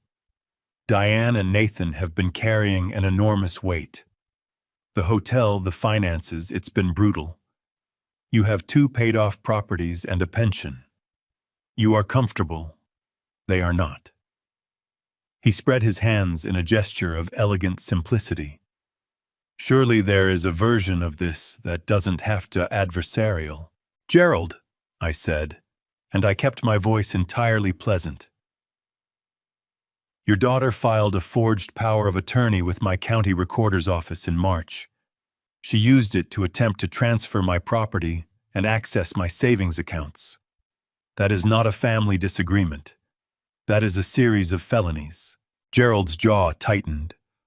The reasonableness in his expression did not disappear. Men like Gerald do not allow expressions to disappear, but it calcified, turned from warmth into something harder underneath the same surface. Diane stepped forward. The dish towel was gone. Her hands were at her sides and her chin was up, and she looked at me with the expression of someone who has decided that if the performance is over, she may as well be herself. My parents put $240,000 into that hotel, she said, and her voice had an edge to it now like a blade that has stopped pretending to be a butter knife. $240,000 that is gone. That house on Del Mar should belong to them. They earned a return on what they invested, and you are standing in the way of it. Diane. I said your parents invested in a business. Businesses carry risk. That is not my responsibility, and it does not give anyone a claim on my property. You watched Nathan go under, she said, and her voice climbed slightly, a crack appearing in the controlled surface. You watched your own son drowning, and you did nothing. If you had helped from the beginning, if you had just helped, none of this would have happened. None of what would have happened, I asked. None of the forged signatures, none of the fraudulent notary stamps, none of the stolen mail. I kept my voice level. Those did not happen because I failed to help Diane. Those happened because you chose to do them. She reached into the pocket of her jacket and produced a document folded once creased sharp, the kind of fold that means it has been carried and handled and prepared. She held it out toward me. Since we're being direct, she said, you should know about this. I took it, unfolded it. It was the life insurance policy. The one Pat had told me about in her office. Arthur James Calloway insured. Nathan Calloway sole beneficiary. Coverage amount in 7 figures. Premium payments sourced from the Copper Harbor operating account. At your age, Diane said, and her voice had gone very quiet and very precise, the voice of a woman who has calculated exactly how far she can go. Carrying this much stress is genuinely dangerous.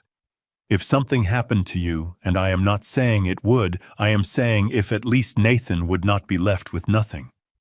We were trying to protect him. We were trying to protect the family. The paper in my hands felt very light for something that weighed so much. I looked at Nathan. He was not looking at Diane. He was not looking at me. He was looking at the insurance document in my hands, with an expression I had never seen on his face before, a specific, dawning horror, the expression of a man who is understanding something for the first time that he should have understood long ago. Nathan, I said quietly. He looked up. Look through the window, I said. At the bags. He turned. He looked through the front window at the 3 suitcases standing at the base of the stairs. Then slowly, he walked to the window and pressed his face close to the glass and looked at the luggage tags. I watched his shoulders change.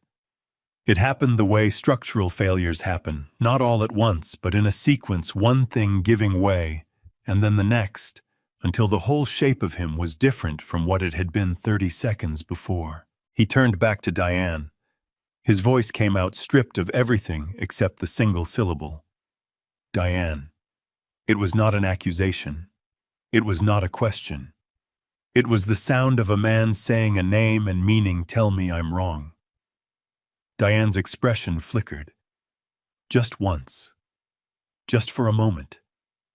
The control she had maintained for 18 months showed its first real crack, not remorse, not guilt, but the specific discomfort of being seen by someone who trusted you in a way they should not have. "Your ticket is being handled separately," she said.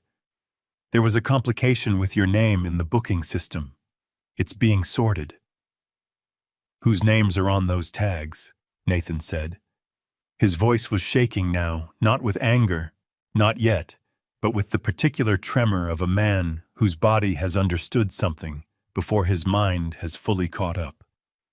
"Diane, whose names are on those tags?" She did not answer immediately, and in the space of that delay, 2 seconds, maybe 3, Nathan got his answer. His face did something I will carry with me for the rest of my life. It did not crumple. It did not rage. It simply went still in the way that faces go still when something fundamental and load-bearing has given way beneath them, and the person is standing on what remains, trying to determine whether it will hold. Sharon Keene appeared in the doorway. Her face was pale, and her hands were pressed together in front of her, and she looked at her daughter with an expression that contained, if I read it correctly, the specific anguish of a woman who knew this moment was coming and had told herself it would not feel as bad as this. It felt as bad as this. Gerald put his hand on his wife's shoulder. Neither of them spoke. "I didn't come here tonight to take anything from you," I said. I was speaking to Nathan now, only to Nathan, because this moment belonged to him more than it belonged to anyone else on this porch. "I came here to give you one last chance to tell the truth. You took that chance." I looked at my son, this man I had loved for 35 years, this man who had used my birthday cards to steal my name, this man who was now standing in the rain, beginning to understand what the woman beside him had actually been building while he thought they were building it together. "I need you to step aside now, Nathan." Nathan stepped aside. I reached into the inside pocket of my jacket and took out the device I had carried for 31 years in the utility tunnels and maintenance corridors of the Salem Water Authority, a compact digital recorder no larger than a thick pen designed to detect sound anomalies in pressurized water lines. I had switched it on in the creekside driveway before I backed out. Everything said on this porch tonight had been captured with perfect clarity. Diane looked at it, and for the first time in 18 months of careful, systematic planning, she had no prepared response. Diane moved first. She took one step forward and reached for the recorder with both hands, her fingers closing around it, with the speed of someone who has been waiting for exactly this moment and has already calculated exactly what to do in it. Her grip was firm and certain, and she pulled. I stepped to the left. Not quickly, just a single unhurried step the way you step around a puddle on a sidewalk. The recorder stayed in my hand. She stared at me. "Oregon is a one-party consent state," I said, keeping my voice conversational. The voice of a man explaining something straightforward to someone who already knows it. Only one person in a conversation needs to agree to its recording. I agreed. Everything said on this porch tonight is mine to use. I held the recorder up briefly, then put it back in my pocket. "Diane, you have a paralegal certification from the Oregon State Bar. You know exactly what that means." The color in her face shifted, not pale, not red, but something in between the specific coloration of someone whose professional knowledge has just been used against them in a context they did not anticipate. "You set this up," she said. Her voice had dropped to something low and stripped down the way a voice sounds when the performance layers have been removed one by one until only the core is left. "You planned this." "Yes," I said. "I did." "How long?" "6 weeks," I said. "You had 18 months. I had 6 weeks. You had legal training and a firm's resources and 18 months of preparation." I looked at her steadily, this woman who had remembered Marge's coffee order and brought the right flowers and said all the right things for 6 years. I had 31 years of making sure systems catch exactly what they're designed to catch. It turns out that's enough. Nathan made a sound. It was not a word, it was something rawer than a word. Something that came from a place below language, a short, broken exhalation that contained in it every version of the last 18 months collapsing simultaneously. He pressed the heel of his hand against his forehead, and his shoulders shook once hard like a man who has been struck and is trying not to go down. "Nathan." I turned to my son. My voice went quieter. Not softer, quieter, which is different. "I did not come here tonight to ambush you. I came here because I wanted to give you the chance to step forward and tell the truth yourself before this went any further. You had that chance. You told me about the birthday cards." I paused. "That took something. I want you to know I heard it." He looked up at me. His eyes were wet and his jaw was working, and he looked in that moment exactly like the 8-year-old boy who had crashed his bicycle in the Hoover Elementary parking lot and was trying to decide whether to cry or get back on. Except this time there was no bicycle to get back on. There was only the porch and the rain and everything he had done and everything it had cost. "Dad." His voice broke cleanly in two right at the middle of that single syllable. He stopped, tried again. "I don't know how to—" "Not tonight," I said. "Tonight is not the night for that conversation. But there will be a night for it. I'm going to make sure there is." Gerald stepped forward from the doorway. His voice had lost the warmth entirely now. What remained was something flatter and harder. The voice a man uses when he has decided that negotiation has failed and he needs to establish a new position quickly. "You have a recording," Gerald said. "That does not mean—" "Gerald." I said his name the way I used to say the name of a malfunctioning system, not with anger, not with drama, just with the flat certainty of someone who has already identified the problem and is now in the process of correcting it. "I have a recording. I have 6 weeks of evidence prepared by one of the most effective fraud litigation attorneys in Salem. I have your daughter's notary stamp traced to a kit ordered in her name. I have security camera footage of your son-in-law taking mail from my federal mailbox. I have the subpoenaed records from Reyes and Harmon. I have the email your daughter sent you from her work account telling you she needed 3 more weeks because I still did not suspect anything." I let that land. "I have everything, Gerald. I have had everything for 2 weeks. Tonight was not an ambush. Tonight was a courtesy." Gerald's mouth opened. Nothing came out. He closed it. Sharon Keene sat down on the front step without being asked and put her face in her hands. Her shoulders were shaking, and the sounds coming from her were not composed and not controlled. They were the sounds of a woman who has arrived at the end of something she knew was wrong from the beginning and has finally run out of the energy required to pretend otherwise. I looked at the end of the street. Frank's truck had moved. It was parked now at the base of the Delmar driveway, and Frank was standing beside it in the rain, his jacket dark with water, his hands in his pockets. He had not come up the walk. He had not announced himself. He was simply there, the way Frank had always been simply there for 24 years, at every moment that required it. Our eyes met across the wet distance of the front yard. I nodded once. Frank nodded back. Then he reached into his jacket and took out his phone and made the call we had arranged 3 days earlier. 30 seconds passed. The rain came down. Nathan stood on the porch with his hand still pressed against his forehead, and his eyes on the middle distance, the expression of a man doing a kind of internal accounting that is going to take considerably longer than 30 seconds to complete.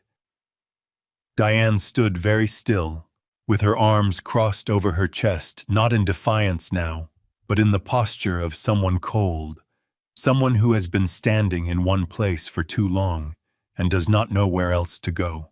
Then the headlights appeared at the end of Delmar Street. 2 cars. Moving at the unhurried, deliberate pace of people who are not in a hurry because they have already done all the preparation that hurrying requires. The first car parked at the curb. The second pulled into the driveway. Patricia Okafor stepped out of the second car.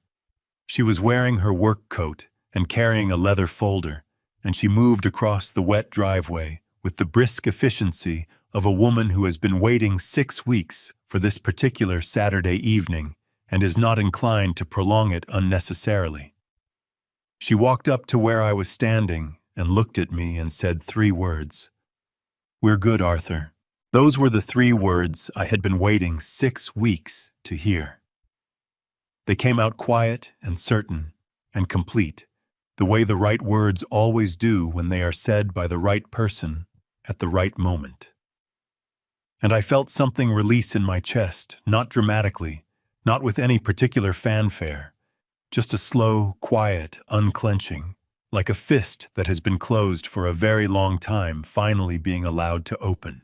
Detective Ray Solis got out of the first car. He was 44 years old, medium height, with the careful, unhurried manner of an investigator who has seen enough to know that urgency is usually counterproductive. He walked up the porch steps and introduced himself to the room in general and produced the search warrant with the same matter-of-fact quality with which a plumber produces a wrench. "Good evening," he said. "I have a warrant to search these premises for documents, materials, and items related to an ongoing fraud investigation. I'm going to need everyone to step inside, please." Diane looked at the warrant.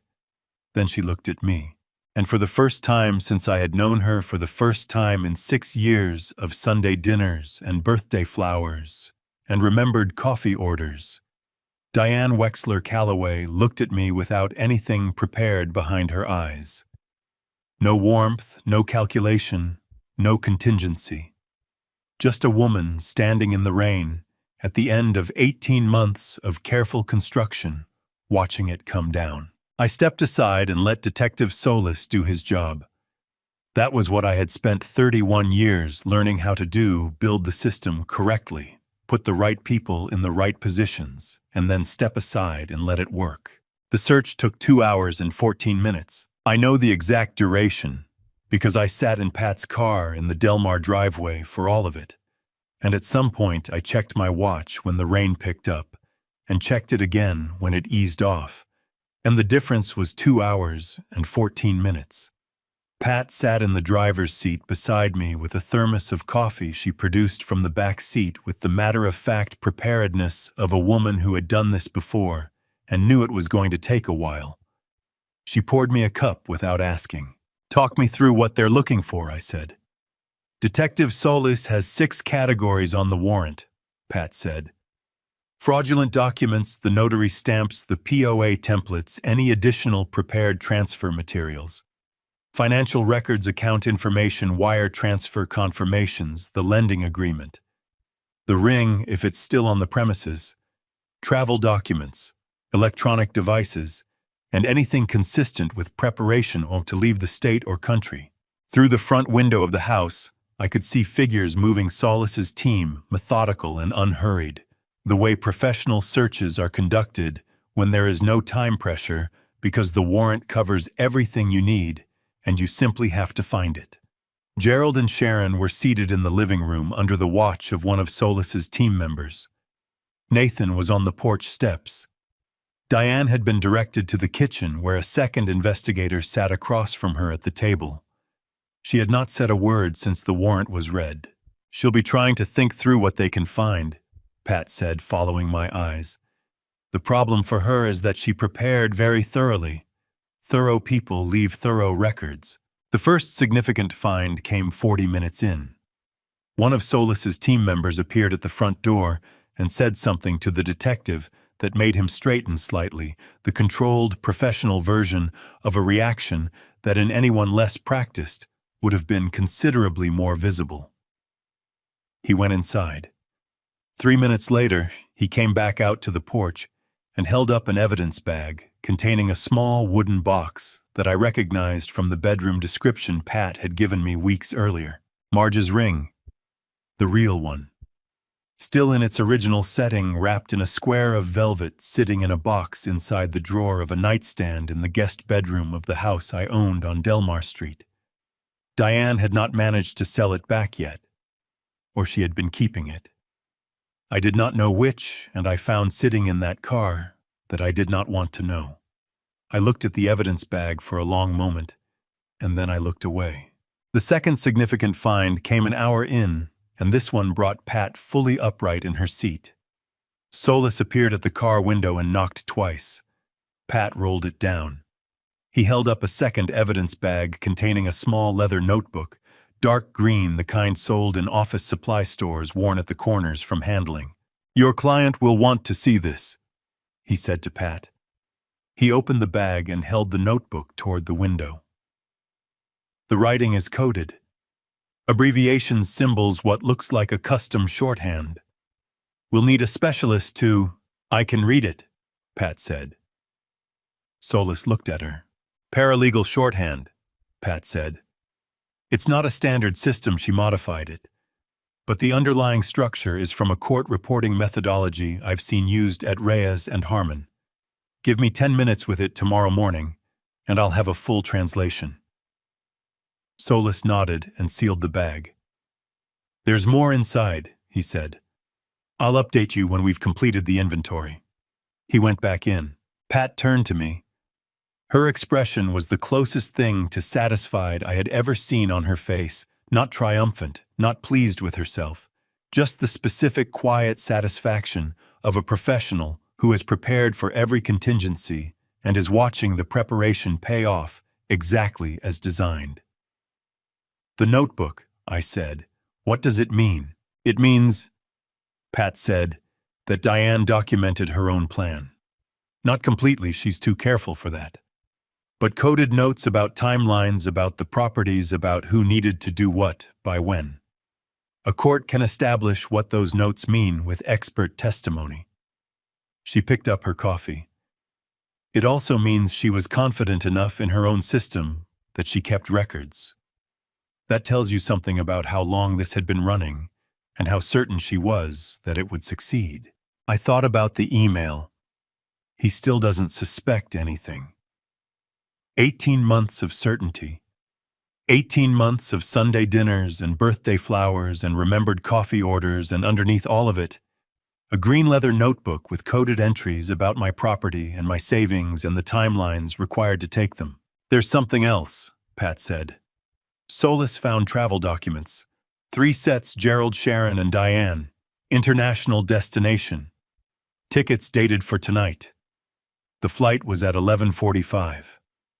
11:45. If the withdrawal had gone through, if the plan had worked, if I had not gone to the bank on a Tuesday in June to add Marge's name to a certificate of deposit, they would have been gone before midnight. I pressed my palm flat against my knee and breathed through it the way I had breathed through difficult things for 65 years, steadily, evenly, one breath at a time. "Nathan's name," I said. "Was it on any of the travel documents?" Pat looked at me. "No," she said. "It was not." We sat with that for a moment. Outside, Nathan was still on the porch steps. He had not moved in 40 minutes. He was sitting with his elbows on his knees and his head down, his jacket soaked through the rain, falling on him At the same steady rate, it was falling on everything else. He looked like a man who had sat down because his legs stopped working and had not yet determined whether they would start again. I opened the car door. Pat said, "Arthur, I'm not going to confront him," I said. "I'm not going to forgive him either. I stopped. He's sitting in the rain." I walked across the wet driveway and up the porch steps and stood beside my son. He looked up when he heard my footsteps, and his face was a complicated wreckage, red eyes, wet cheeks that were partly rain and partly not rain, the expression of a man who has run out of the energy required to maintain any particular expression at all. I did not sit down beside him. I did not put my hand on his shoulder.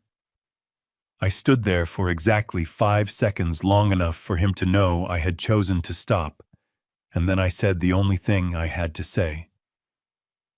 "There's going to be a process now," I said. "Legal, formal, long. At the end of it, if you want to talk, I will talk." I looked at him steadily. "That is not a promise of anything except that the door is not closed. Do you understand me?" Nathan's throat moved. His eyes filled completely and spilled over, and he pressed his lips together so hard they went white at the edges. Then he nodded. One single nod, tight and controlled and carrying in it everything he could not yet put into words. I walked back to Pat's car. Sharon Keene's voice came through the front window as I reached the driveway, high and raw, and completely undone, the sound of a woman trying to explain something to Detective Solis that she had been telling herself for months was explainable. Gerald's voice came beneath hers, lower controlled, still trying. Inside the house, Solis's team was completing the inventory. Outside, the rain came down on Delmar Street, the way it always comes down in Salem, in late July, steadily, without drama, the kind of rain that does not announce itself, but simply does what it came to do and keeps doing it until it is finished. Before I got back into the car, Detective Solis came to the driveway and spoke quietly to Pat. Diane, Gerald, and Sharon had been formally detained and would be transported to the station for processing. Nathan had been told he was free to leave, but was asked to remain available and cooperative. Solis delivered this information the way he delivered everything, without drama, without ceremony, as though it were simply the next step in a process that had been moving in this direction for some time. I got back into Pat's car, and she handed me my coffee, and neither of us said anything for a while, which was exactly the right amount of nothing to say. The months after that moved the way these things do, slowly. At first, then all at once. But before the months came, the morning after. Pat called me at 7:45 on Sunday and asked me to come to her office before 9. I told Marge where I was going, and she handed me a travel mug of coffee and said, "Call me when you know something. Not call me if something's wrong." When? Marge has always understood the difference. At the station the previous night, Diane had made her choice quickly.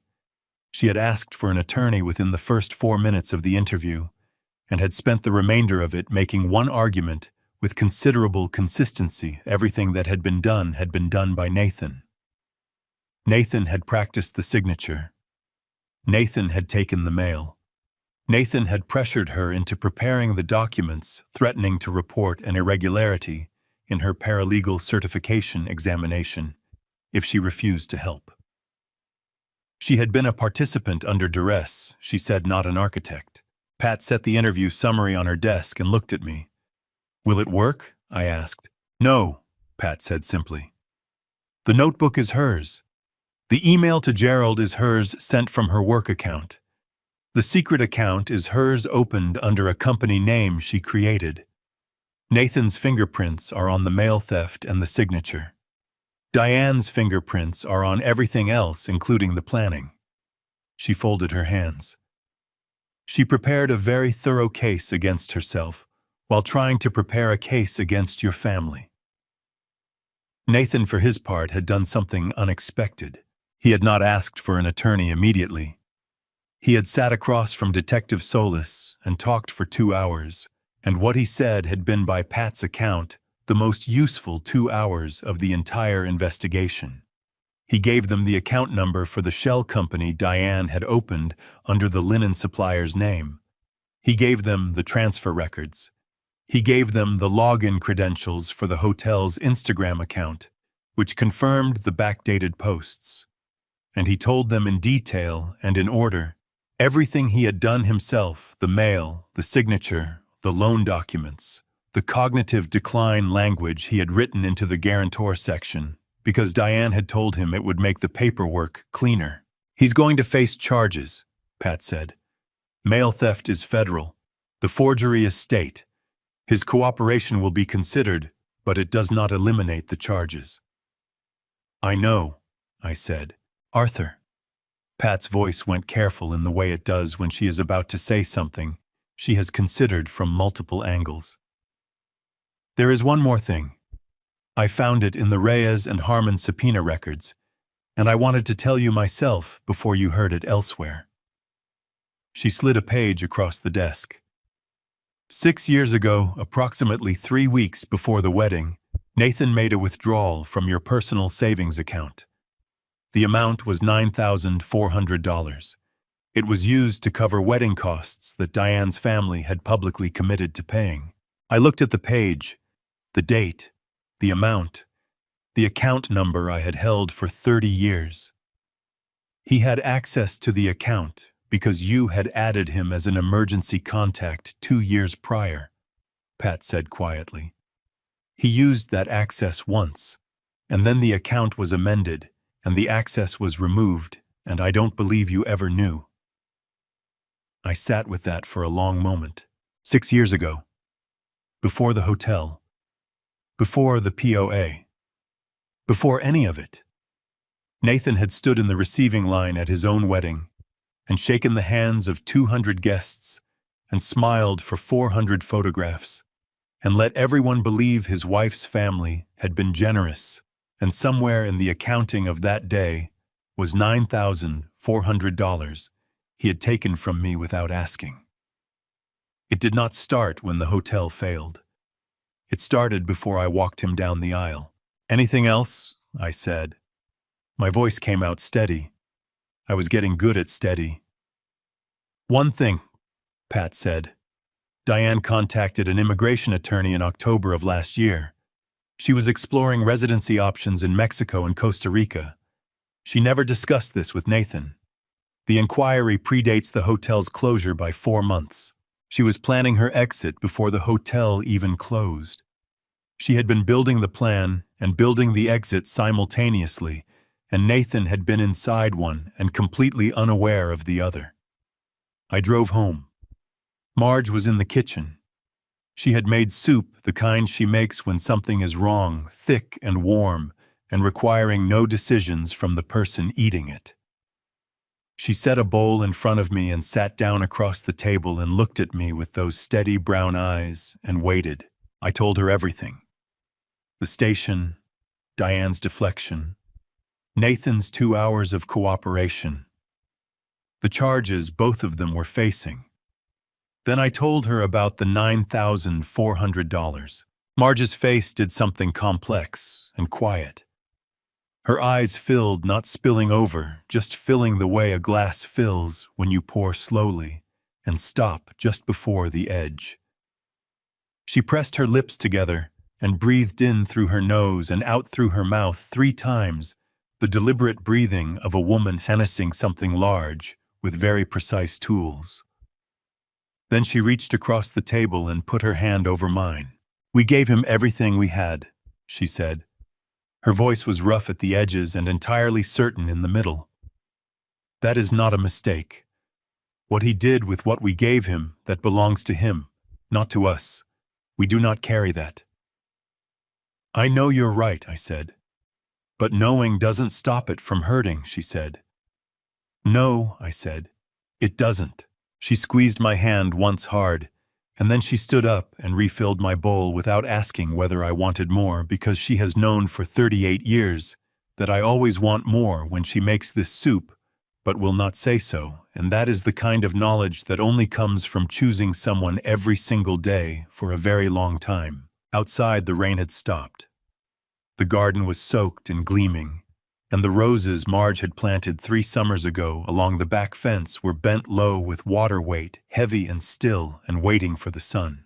The consequences came the way consequences always come, when the preparation has been thorough, steadily, in order without drama. Diane was charged with first-degree forgery under Oregon Revised Statutes, 165.013 identity theft, under 164.953 theft by deception, notary, impersonation, and conspiracy. Her paralegal certification was suspended by the Oregon State Bar within 2 weeks of receiving Pat's referral and permanently revoked 3 months after that. Reyes and Harmon terminated her employment the morning their attorney finished reading the subpoena. She did not return to the office. Her keycard stopped working at 8:47 on a Tuesday, and that was the end of 6 years of a career she had used to build the tools that undid her. Gerald and Sharon Keene were charged with conspiracy and aiding and abetting. Sharon's fraudulent notary act signing a log under a name she had legally held for 30 years carried its own criminal exposure separate from her daughter's. Their attorney negotiated terms that kept them in Oregon pending resolution. They did not go to Portland. They did not go anywhere. Nathan pled to reduce charges in exchange for his cooperation. The federal mail theft charge carried the most weight, and the cooperation the most mitigation. His attorney worked the case for 4 months. At the end of it, Nathan had a criminal record, 2 years of probation, mandatory restitution, and a future that was going to require rebuilding from a foundation he had spent 6 years quietly undermining. The Copper Harbor Boutique Inn was liquidated in October. The building went to creditors. The Instagram page went dark. The lobby lights that Nathan had been turning on every morning for 5 months stayed off, and after a while the city put a notice on the door, and after a while longer someone else bought the building and started over with it, which is what buildings do when the people inside them cannot. Tommy Briggs got his money back, most of it from the frozen accounts, after several months of legal process. He called me once in September to apologize. I told him he had nothing to apologize for, and that I hoped the rest of his year was better than the first part of it. He sounded like a man who had learned something expensive and was still calculating the full cost. Marge had the locks changed on both houses the week after the search. Not because she thought anyone would come back, but because, as she explained to the locksmith with complete and cheerful practicality, while I stood in the hallway listening, a woman should feel like her own front door means something. The locksmith agreed with her. I suspect most people agree with Marge when she explains things in that tone. November came. The garden went dormant. Frank started showing up on Tuesday evenings again, with beer and opinions about things which was the closest thing to a return to normal that our lives offered, and I found I was more grateful for it than I had words for. And then it was Thanksgiving. Nathan called 3 days before to ask if he could come. He did not ask to stay. He did not ask to be forgiven. He asked if he could come, which was a different and more honest question, and I told him yes. Frank arrived 2 hours early, uninvited, with a pecan pie he claimed to have made himself, and that Marge immediately identified as coming from the bakery on Commercial Street. He did not deny it. He put the pie on the counter and sat at the kitchen table and said he wanted to be there, and that was all the explanation he offered, and none was required. Marge cooked. The house filled with the smell of it. The particular smell of a kitchen that has been used by the same 2 people for 38 years, layered and warm, and completely specific to this house and no other. Nathan arrived at 4:15. He stood at the front door in a jacket I had not seen before, dark gray, new, the jacket of a man who has had to start rebuilding a wardrobe along with everything else. He was carrying a manila envelope, thick, held flat in both hands, the way you carry something that matters. "Dad," he said. His voice was steady in the careful way that voices are steady when the person has been practicing steadiness. "Can I come in?" "Yes," I said, and I stepped aside. We sat at the kitchen table, the four of us, because Frank was there, and Frank was staying, and no one was suggesting otherwise. Marge brought out the good plates. Nathan set the envelope on the table between us and looked at it for a moment, and then looked at me. "I had this prepared 3 weeks ago," he said. "I kept finding reasons to wait. Pat told me to stop waiting." I opened the envelope. Inside was a notarized document properly executed, witnessed, filed with the county, in which Nathan Calloway voluntarily and permanently relinquished all claims to any inheritance property or financial asset belonging to Arthur James Calloway and Margaret Calloway, including but not limited to the properties at 1847 Creekside Drive and 412 Delmar Street. Behind it was a second document, a detailed repayment schedule covering the $9,400 from the wedding, the value of the ring, and the legal fees incurred in the course of the investigation. Monthly amounts, realistic ones. The kind of schedule a man makes when he intends to actually follow it.